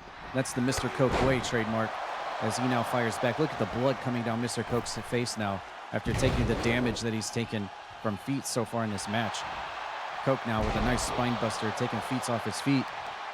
Feats off his feet. Feats off his feet. And here's the tie-up. Coke going in for maybe an Alabama slammer. Feats says, I don't think so, and pile drives Coke head into the mat. So a lot of pile drivers here tonight on the show. I'm a fan of a good old-fashioned pile driver, so I'm not complaining. Very deadly move, though, for sure. Look at all the blood coming down Coke's face, man. Wow. Ooh, spirals him into the face buster, into the mat.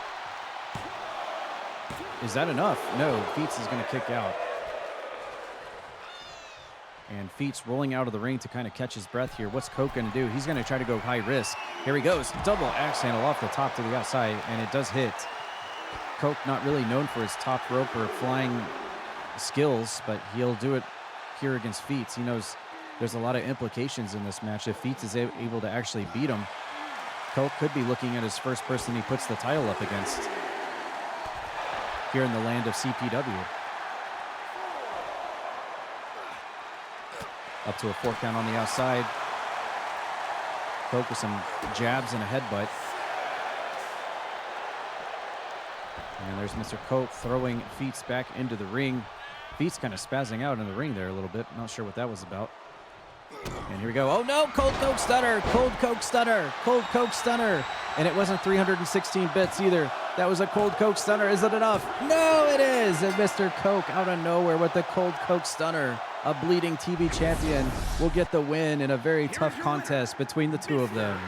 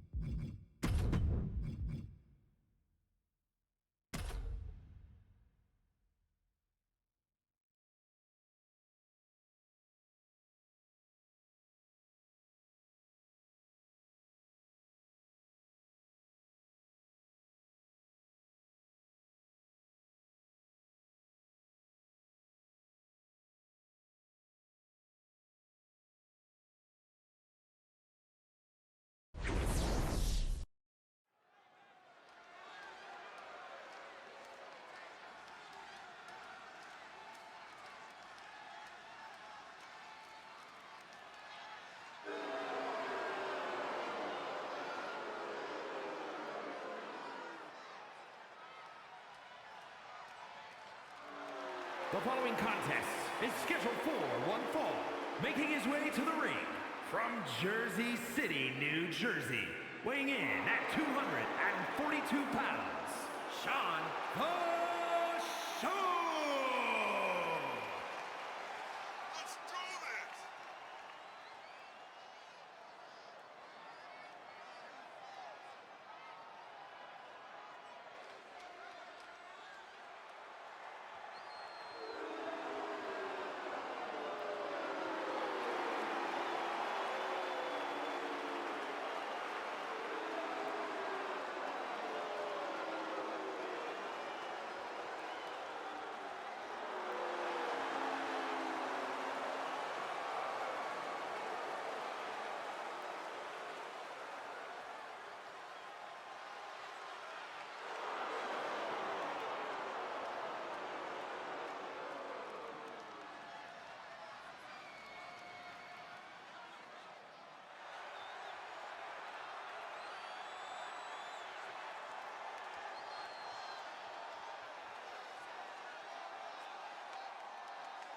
And his opponent from another time, weighing in at 215 pounds, the hero, Ling E.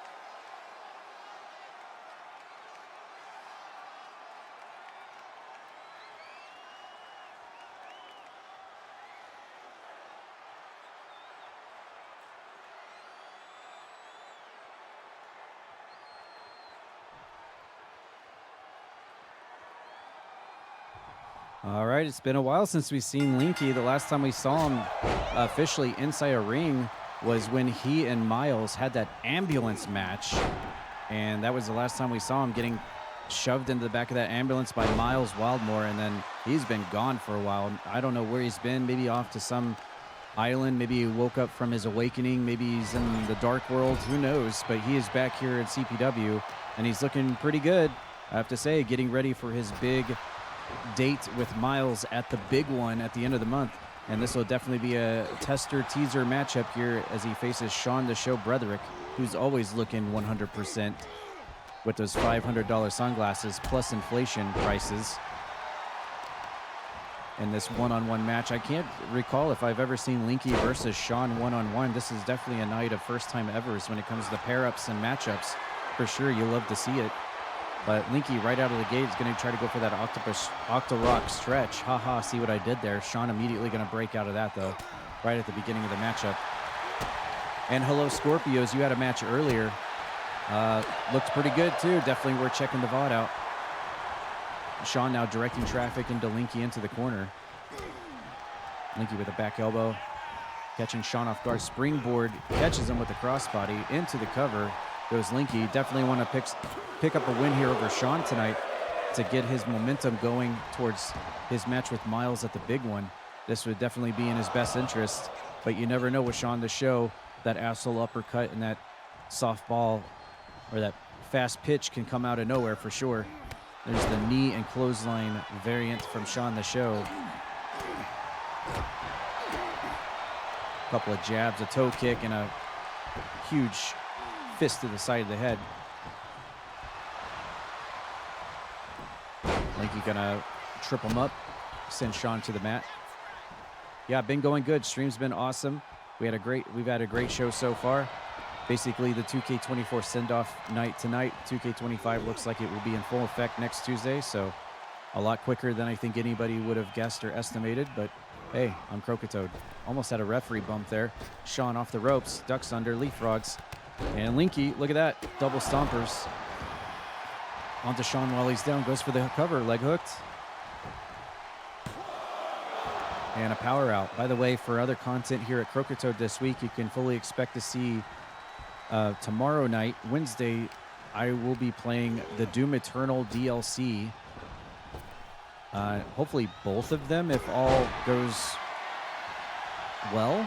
Definitely Chapter 1 Doom Eternal DLC. Hopefully both chapters Doom Eternal DLC will be tomorrow night's programming. And then on Thursday night, we will be doing open multiplayer for Phasmophobia for anyone who wants to play as I try to work towards Tier 3 achievement on the Xbox on Phasmophobia. And also checking out that brand new Bleasdale Farmhouse update that I've not seen yet.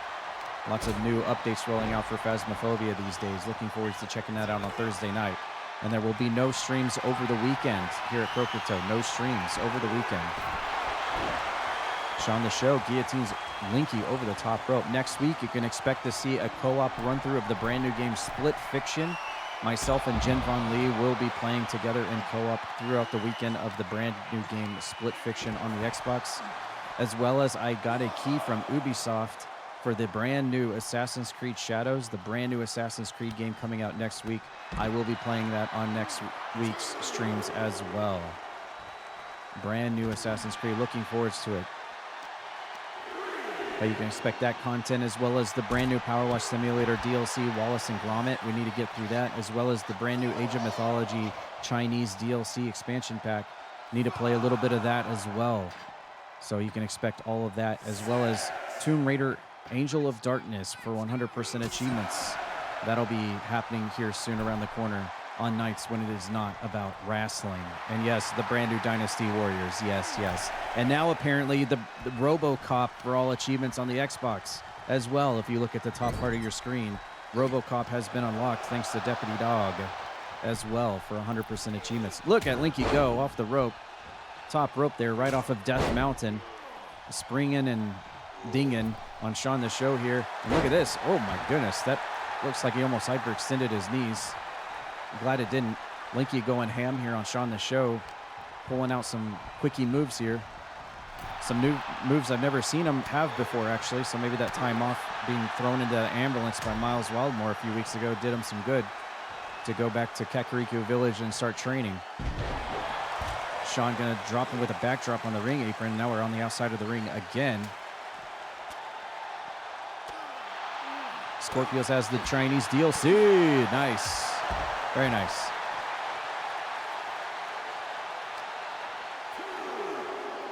And, oh, Sean narrowly missed that steel ring post. That would have been bad for his face and his $500 sunglasses plus inflation. We almost had a near miss on that ring out count earlier in this match, but they got back into the ring just in time. They may be heading into dangerous waters yet again here. And look at that. No! A version of the rupee roll. Actually, that was Grimm's pizza roll, if I'm not mistaken. A roll's a roll, I guess. Is Linky really going to do this? Come on, Linky. No, Linky's celebrating. Linky, don't take this. Sean, get up. Sean, get in the ring. Sean, get in the ring. Oh, what the? Come on, Linky. You waited until the 10 count to do that? What the hell was that? Linky, what the hell was that? Come on.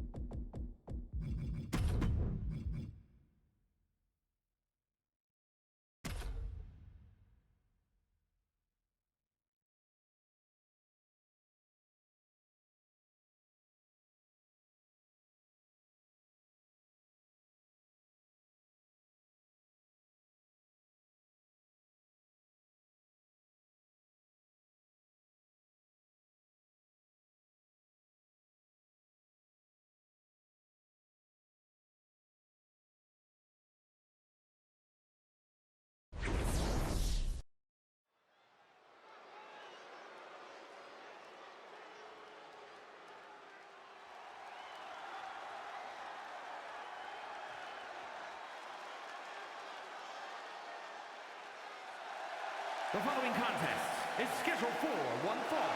Making her way to the ring from Edinburgh, Scotland, Goose Lady.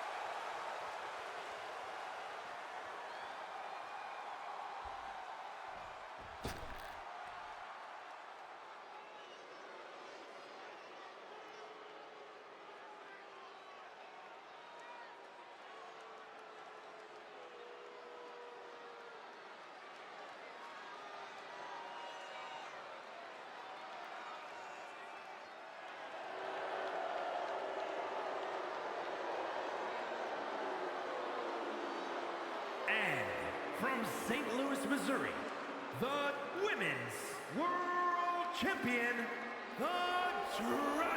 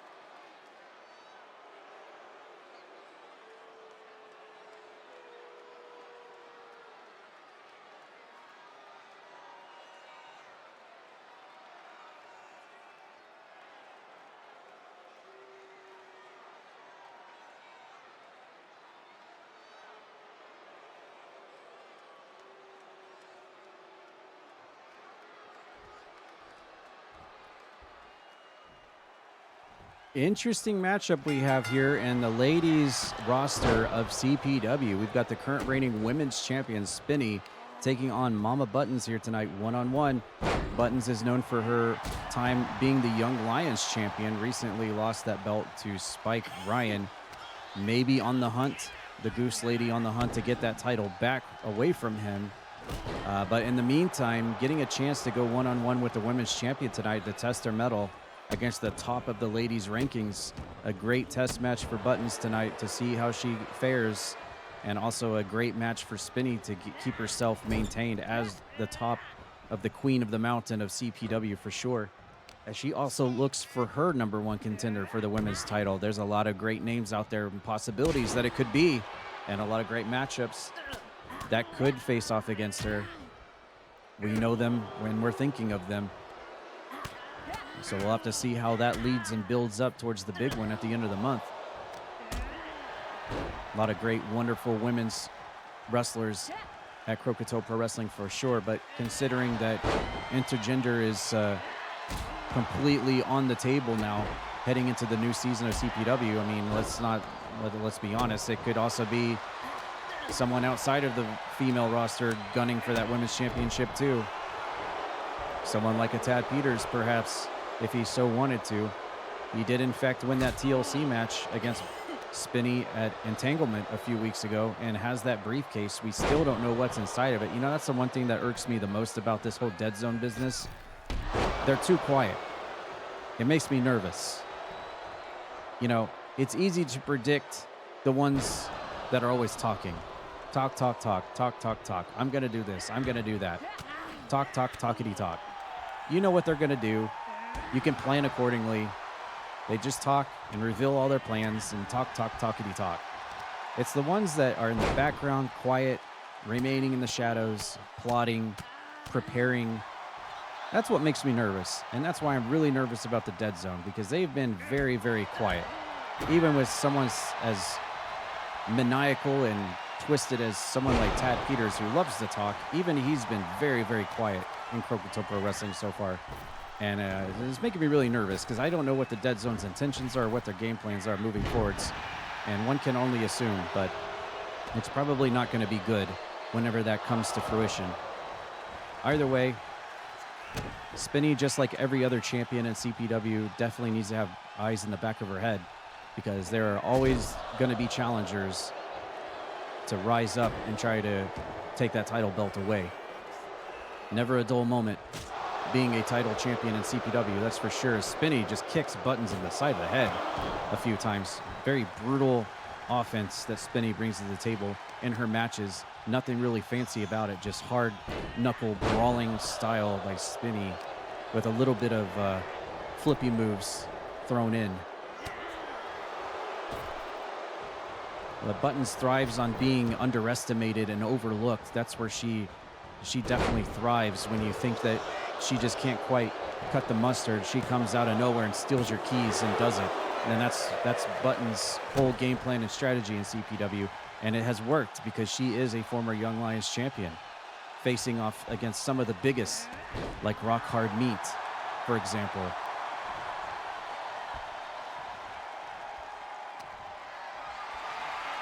And now Buttons has got Spinny up on her shoulders. Going to stun gun her over the green ring rope.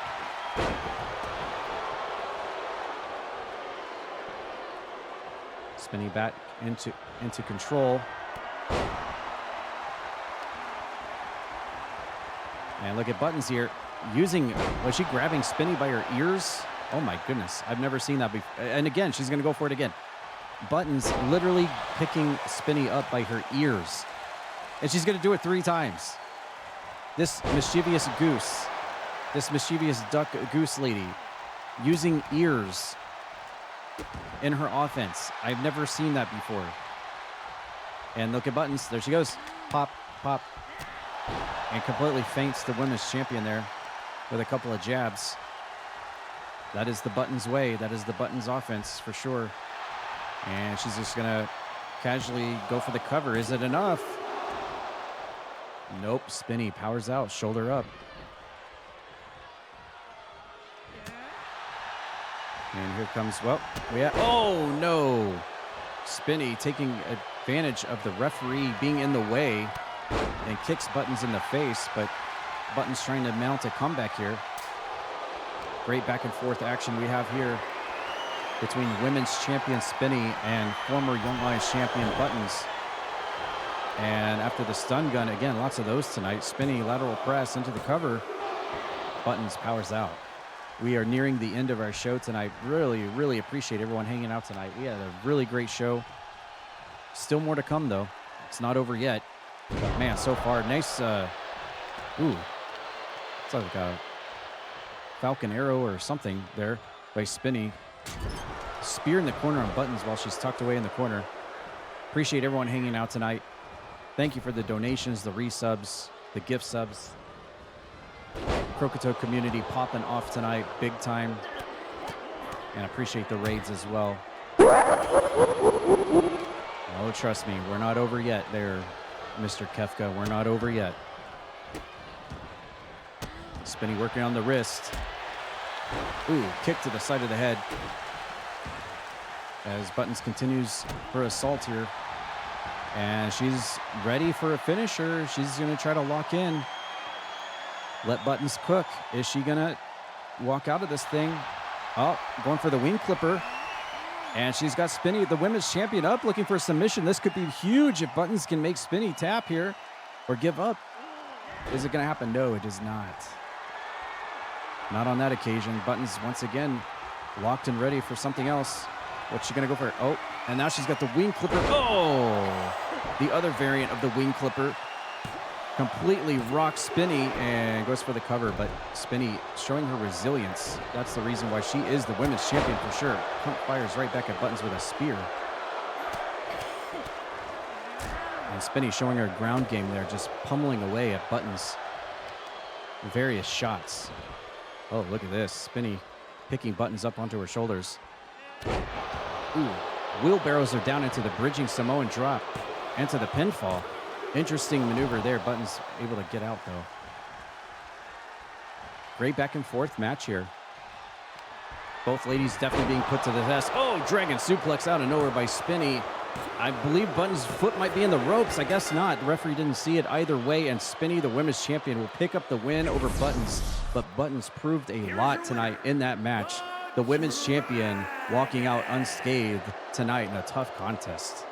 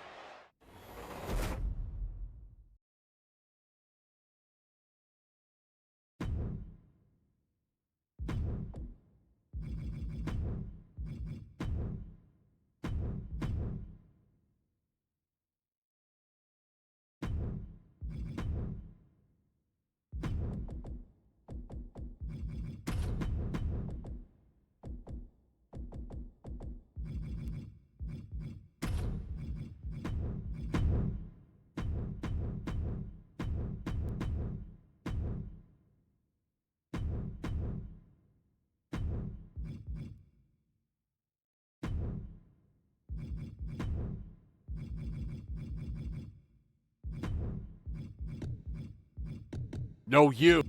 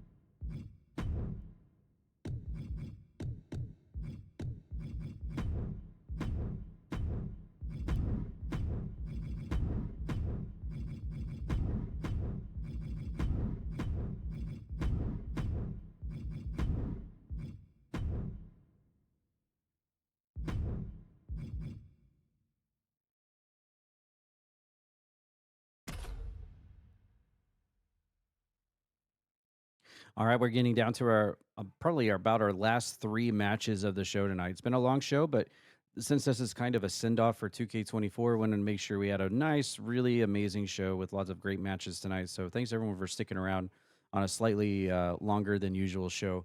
But yeah, we're getting very close to the end here. So if you've still not had a match yet, don't worry.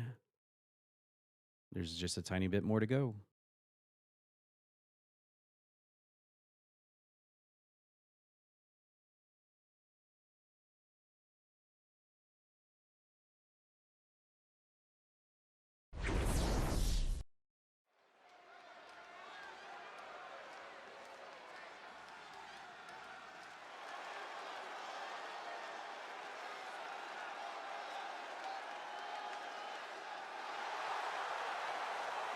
The following is scheduled for one fall, making his way to the ring from Denver, Colorado, weighing in at 291 pounds, Big Blue.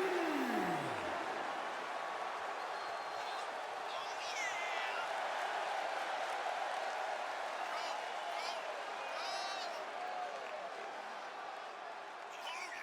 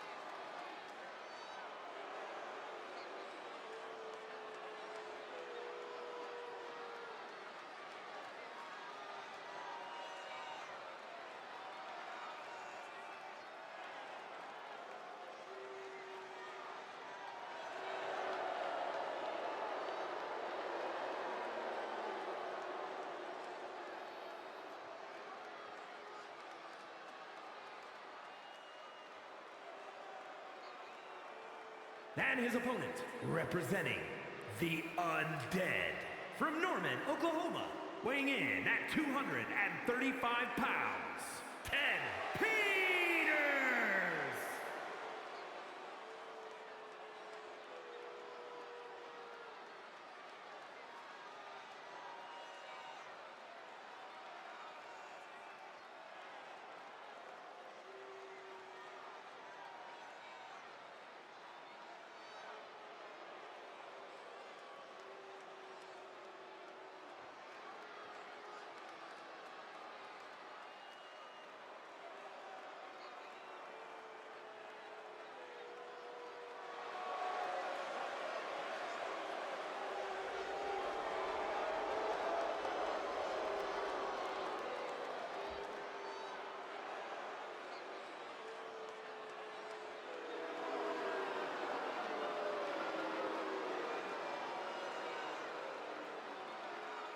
It'll be over soon. Don't worry.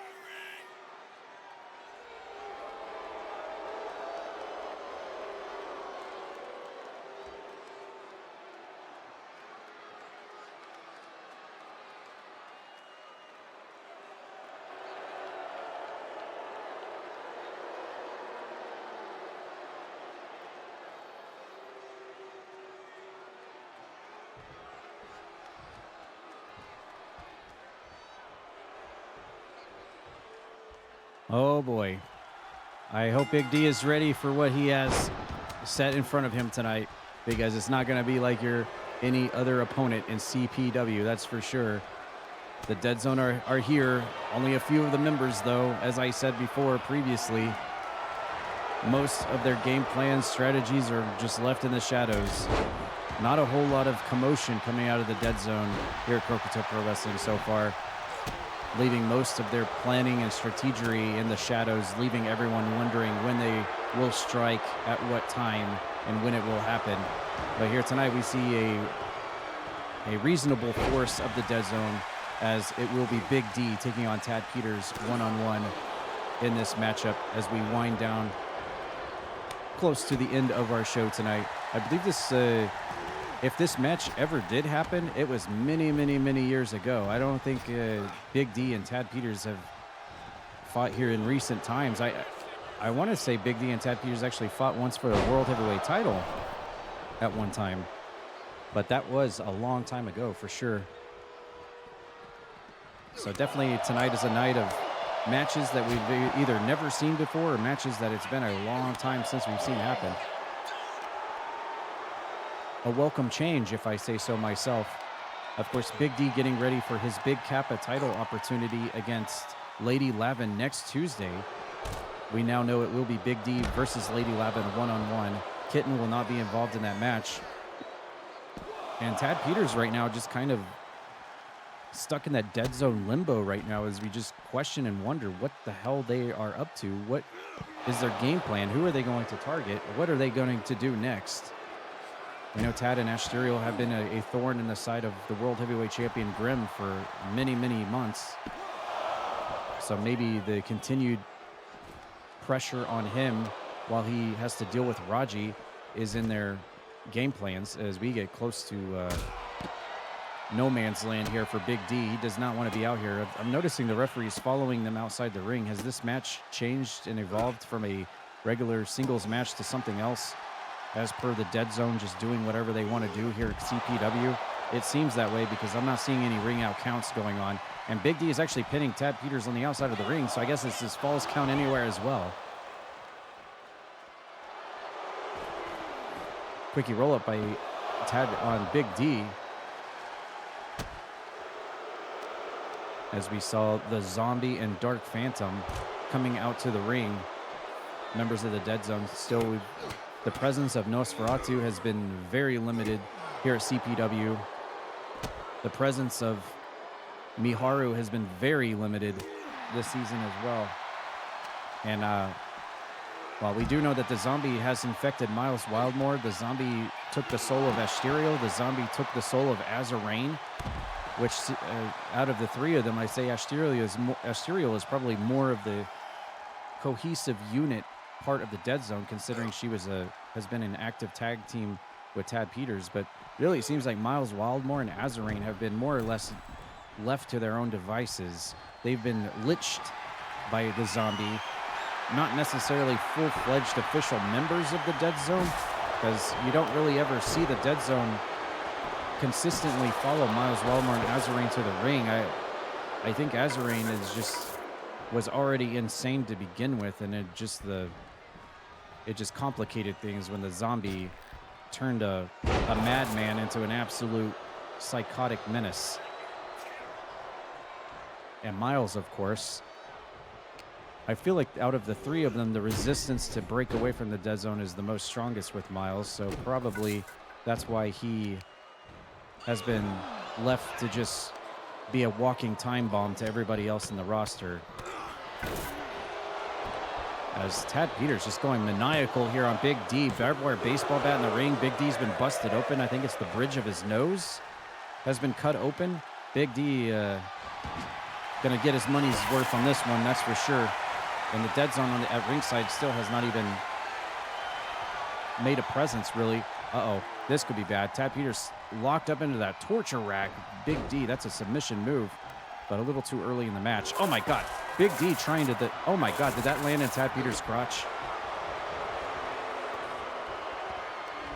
Big D tried to throw that barbed wire baseball bat out at the Dead Zone at ringside, and it landed right on Tad Peters' Peter.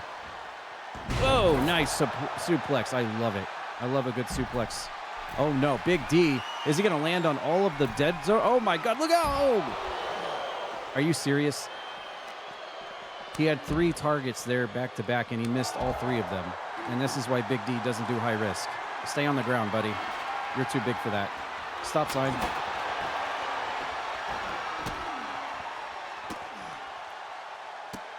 I'm actually shocked that Zombie and Dark Phantom have not had a more hands-on presence in this matchup, considering... oh! Speaking of hands-on, well, the great equalizer, if there ever was one.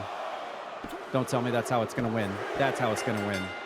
That's the Tad Peters way. Sorry, Big D, but it looks like your Big D just got D'd.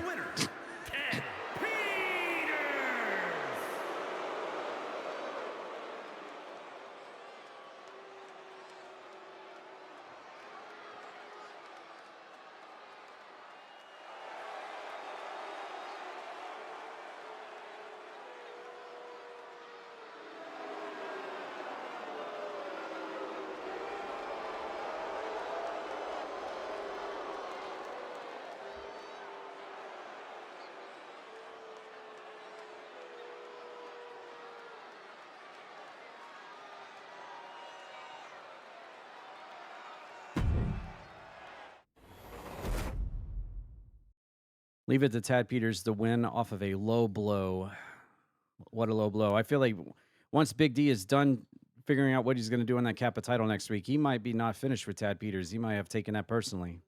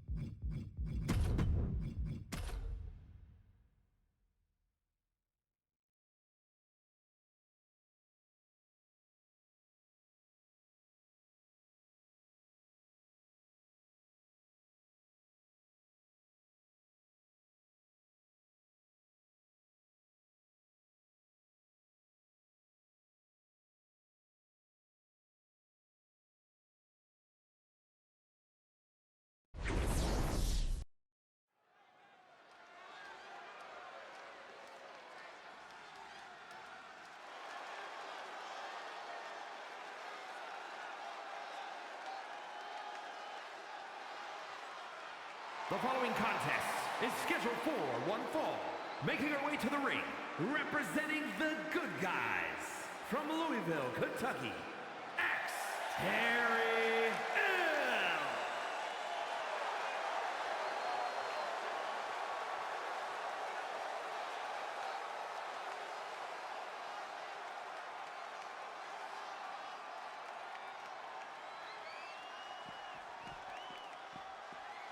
No! Celestia, I wanted to hear the music. What the heck, Celestia? What is Celestia doing? She wouldn't do this. All right, screw it. I'm playing the music anyway.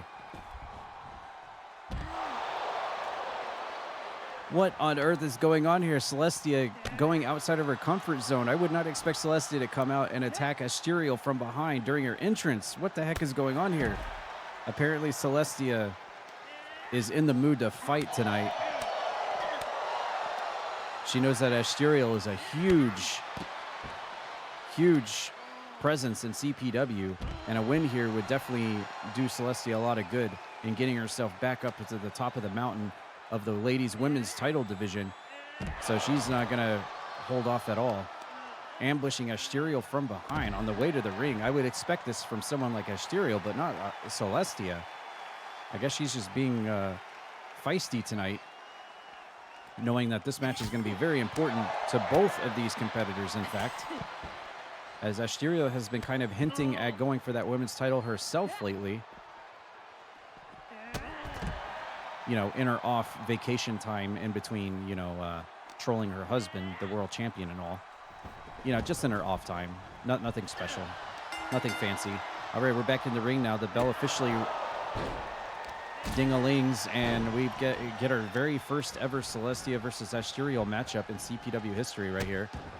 Again, another night of first-time evers that we're seeing in these matches. Really great pairings, really great matchups. It's not until you start seeing matches like this you start to realize just the depth and the amazing talent that Croakitoad Pro Wrestling has on this roster from top to bottom. There's just so many superstars, so many combinations, so many mix and matches you could have to have such great matches. And this is an example of that right here.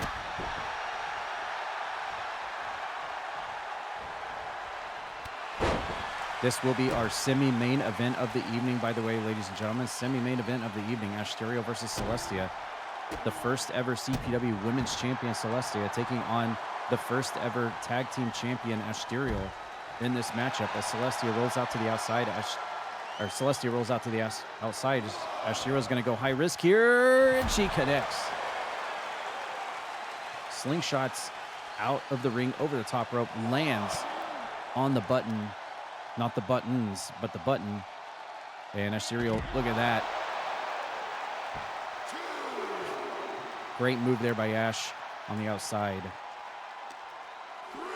On to Celestia. He gets yeeted back into the ring. This match will continue. Both of these ladies probably, no doubt, want to try to win this one via pinfall or submission just to have a great big win under their belt. I mean, this would be great for Asterial's bragging rights to be able to say she beat the first ever women's champ. And this would be also great for Celestia to say that she beat a veteran of numerous seasons as Asterial as well, who is often too busy fighting the men to really bother with any of the women on the roster. In fact, I'd say it's a little bit taboo to see Asterial fighting another woman on the roster. I'm so used to seeing her knock the men around so much, so often. It's very interesting to see this dynamic. But yes, also a back and forth match so far between these two. Asterial going to go to the top and go for high risk here.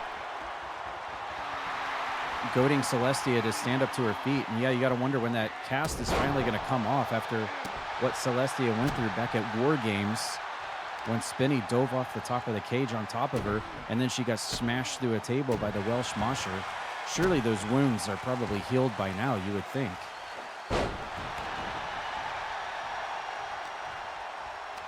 Tie up there by Celestia. Nice belly-to-belly suplex. Oh, I love a good suplex. Asterial right back up to her feet, trying to guide the traffic here. Celestia gonna get her momentum back here. Snapmare into the Dragon Sleeper. Look at this. Looking for a submission, but Ash immediately breaks out.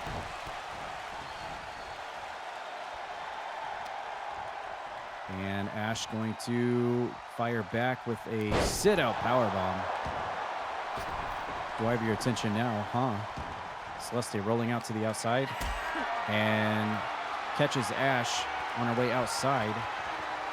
And a powerbomb of her own. Oh, middle of her back into that guardrail right next to those fans in the front row. Right on top of our sponsors. of the Croakitoad community. Juice Jab, the Udi, Rogue Energy, Humble Bundle, and of course the Tomb Raider Twitch community. Soon to have one more sponsor added to the lineup.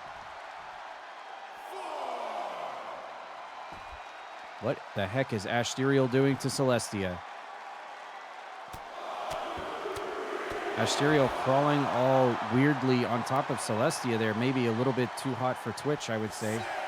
But Ash making her mark felt on Celestia, rolling back into the ring. Is she going to try to win this thing by countout? Celestia, showing the fighting spirit that she has, gets back into the ring before the 10. Thank you, Feats, for hanging out tonight. Appreciate you.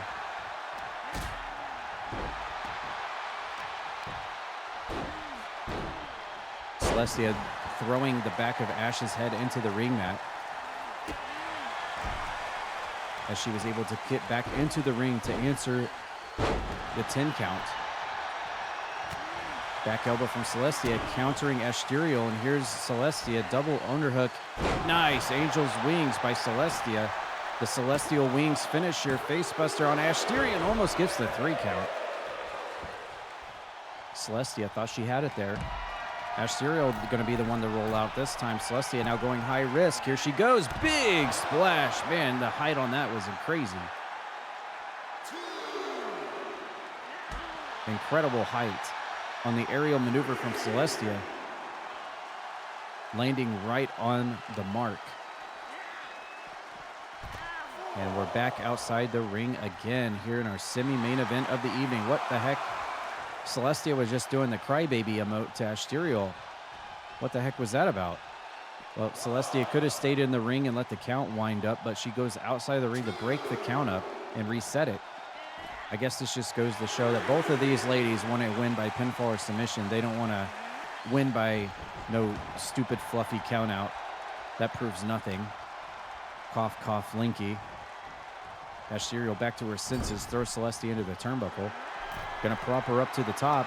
What's Asterial got in mind here? What is this? Oh my God, is she gonna do the mommy slam? Asterial, have we seen this yet from Asterial? Oh my God, the mommy slam, and there's the pin.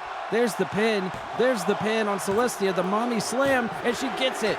Asterial with the mommy slam, with the pin included, trademark style. Asterial gets the win tonight in a great back and forth match between these two.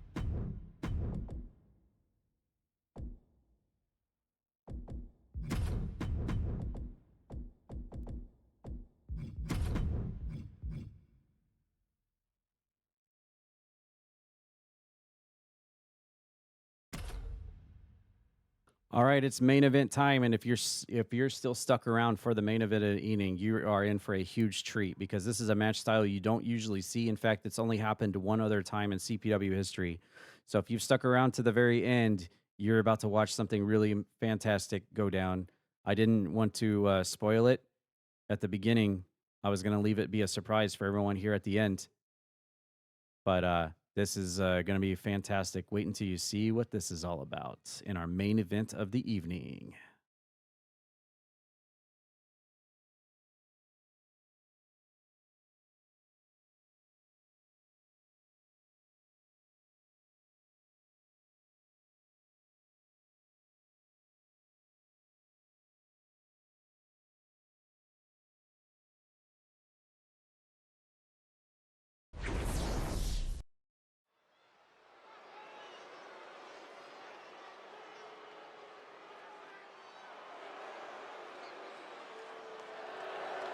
The following is a six-man Hell in a match. Making his way to the ring from the edge of reality, weighing in at 239 pounds, Madman Clown.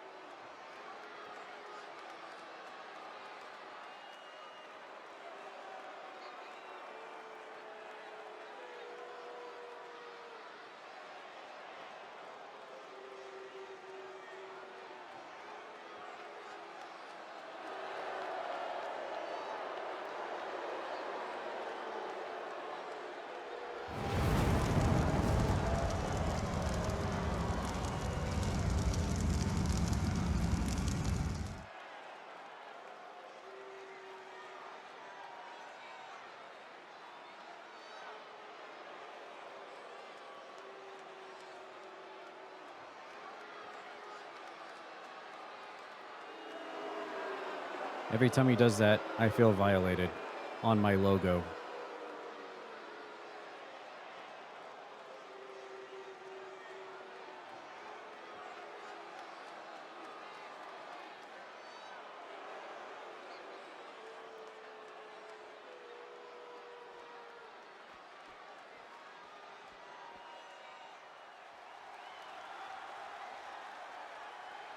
And from West Memphis, Arkansas, weighing in at 395 pounds, Jeremy Moore.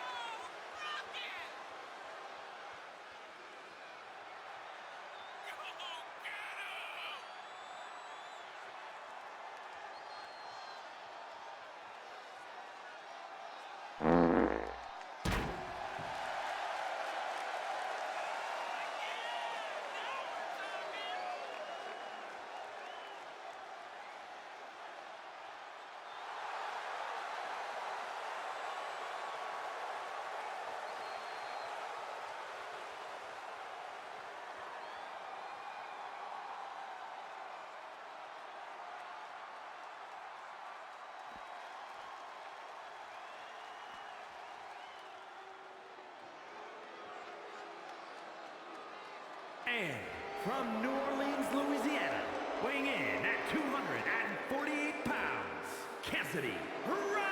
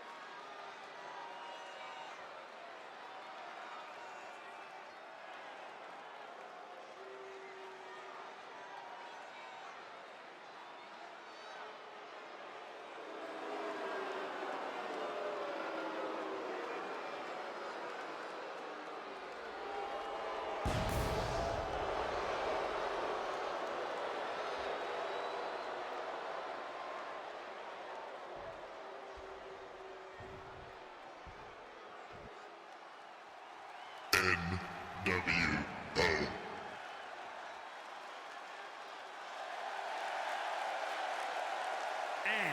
representing Power Trip from Sioux Falls, South Dakota, weighing in at 249 pounds, the International Champion, Nathan Moore.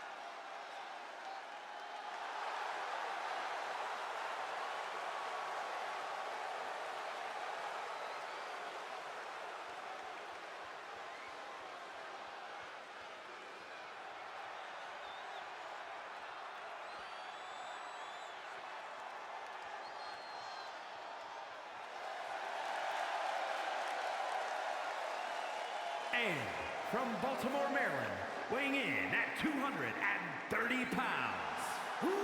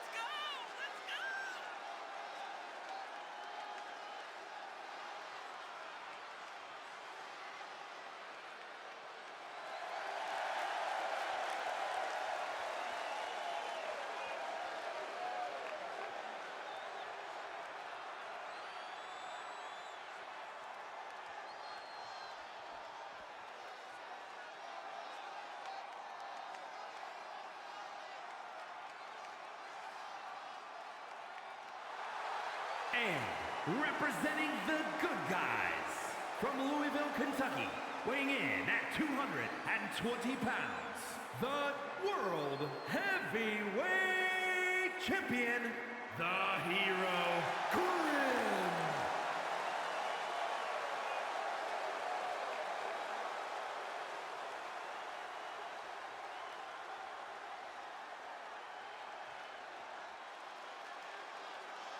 Oh my, we've got ourselves quite the match here. Let's get it going on.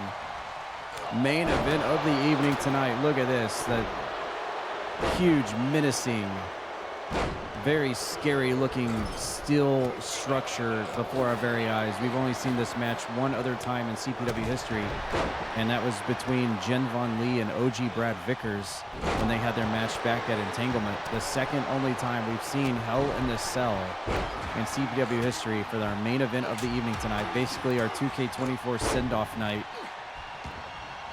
and capturing 3 feuds in one. Look at this, and the game even knows. Look at this, look at the pair-ups right now. Look at the pair-ups right now. The game even knows. We've got Grim versus Raji. We've got Rogue versus Cassie Ryan, and Azarain versus Nathan Moore. The game knew where to go out of how many possible numerical possibilities it could have went with. It went with exactly what we wanted, and that's incredible. Very nice. But at the end of the day, this is a 3-on-3 any man goes match, so we can swip and swap as we like, but it's always fantastic to see the feuds go out the way they should, as we have Rogue and Raji doing battle on the outside of the ring. We saw Rogue and Raji do battle last Tuesday, in fact, one-on-one. Azarain once again going for Nathan Moore. He's got that target on his back for that international title, as Grim went for a pin on Cassidy Ryan, but Azarain was there to make the save. And so now we need to address the elephant in the room. Are we going to get busted out of the cage structure and go to the top? Is it going to happen? on basically our quote-unquote season finale of CPW here. Is this going to happen? Are we going to end our night on a huge highlight reel of a moment with the cage door being busted down and someone climbing to the top? Will it happen? The question in everyone's minds. We shall see. We shall see. Raji now popping Nathan Moore in the side of the head, then goes after Rogue. Grim now stomping away at Azarain. Uh-oh. Raji. Oh! I thought he was going to long dart Rogue out of the ring, but just guillotines him over the top ring rope. Cassie Ryan was digging under the ring for a weapon of some kind. I don't know if he succeeded. Looks like he's just waiting his time out. Grim now continuing his assault on Azarain as Raji gets hit by Nathan Moore. Cassie Ryan is back in the battle again here in our main event of the evening. Grim up on the middle ring rope, telling Azarain to get to his feet. And let's see what he's going to... Grim... Okay, he still hits the front drop kick on Azarain. Cassie Ryan once again going to back to Rogue, hitting a neck breaker as Grim hits a pizza roll on Raji. One of his patented maneuvers there, sending Raji clear out of the ring to the outside. Oh, and I think Rogue has just been busted open. I think Dustin is the first one to be bloodied up here in this. Oh my God, Azarain just chucks the turtle out of the ring. Harsh landing on the outside by the world champion, courtesy of Azarain, who just threw him clear off of Kefka's tower. And now everyone's back in the ring. I'm surprised Grim recovered so quickly. Grim going straight for Azarain, a little bit of payback as Nathan Moore and we got a pin there by Rogue onto Raji, unsuspectingly. We got Nathan Moore and Cassie Ryan on the outside doing battle. If ever there was a moment for someone to get busted through the cage door, it would be now, I guess. Cassie Ryan and Nathan Moore jockeying for position on the outside. It looks like Grim and Rogue are debating on who's going to attack Azarain there for a second, weirdly enough. And there's Rogue with a DDT onto Raji, as it looks like we're starting to get crowded here on the outside of the ring. Nathan Moore and Cassie Ryan doing battle. Azarain going after Grim. Raji just posing in the ring, probably farting too. That's probably why everyone left the ring. And Grim is back, and here comes a double arm DDT. Well, he was going to go for his finisher, but Raji had it scouted. He knows Grim so well. They go back so many years. Azarain getting yeeted out of the rings, and now it's Nathan Moore and Raji alone in the ring, and now Raji has been busted open. Still no major moments on the outside of the ring yet. On someone getting slammed through the cage wall, like we saw back when it was Jen versus Brad Vickers a few weeks ago. It looks almost as if Azarain is just trying to bide his time, wait for a moment to strike here. Let's see if this will go down. The world champion in the ring alone by himself for the time being, as Raji's absolutely stunned out. Cassie Ryan being thrown back into the ring as Dustin and Azarain do battle. Grim up to the top rope inside the ring on an unsuspecting Cassie Ryan, but Raji's coming back in. Is Raji no, Raji could not stop him. And Grim went for I don't know what that was, buff blockbuster or something. But now we've got 2-on-2 situation in the ring here. Look at this. Look at the strength of Raji just holding the world champion upside down like that for a long time. Nathan Moore and Azarain doing battle on the outside next to the cage wall. I wouldn't expect anything less. Rogue possibly getting double teamed inside the ring. Still nobody has done what everyone is, the elephant in the room, which is go out of the cage. But hopefully the night is still young on this match here. Oh, look at that spinning toe hold by Cassie Ryan on the world champion. Little shout out to Terry Funk there. And Raji's back in the ring. Azarain, the last one to get into the ring, late to the party, as Raji carries Rogue around and Oklahoma slams him into the mat. Raji going for the cover there, but it's broken up. And now everybody is back inside the ring. Nathan Moore trying to throw Cassie Ryan out. Rims up on the middle ring rope and hits the Canadian Destroyer off the middle ring rope on Azarain. Doesn't look anybody is there to make the save. 2 count. Azarain kicks out before the 3, and this match will continue.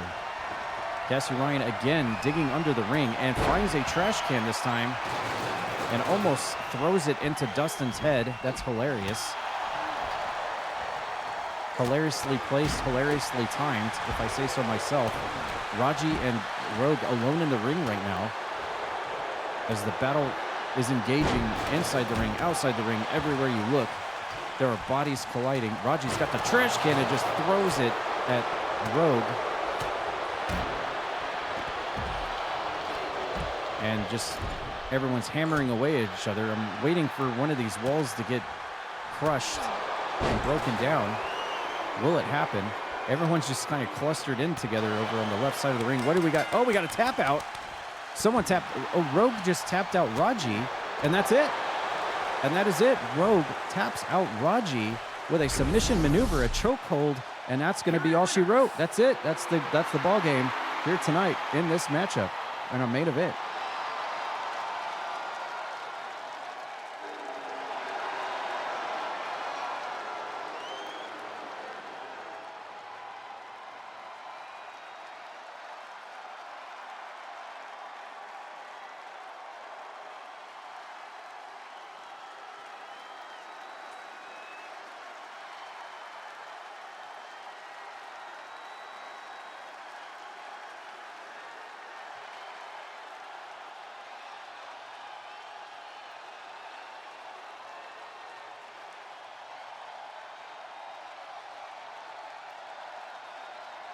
And go figure, the guy that actually wins the match is underneath the menu screen.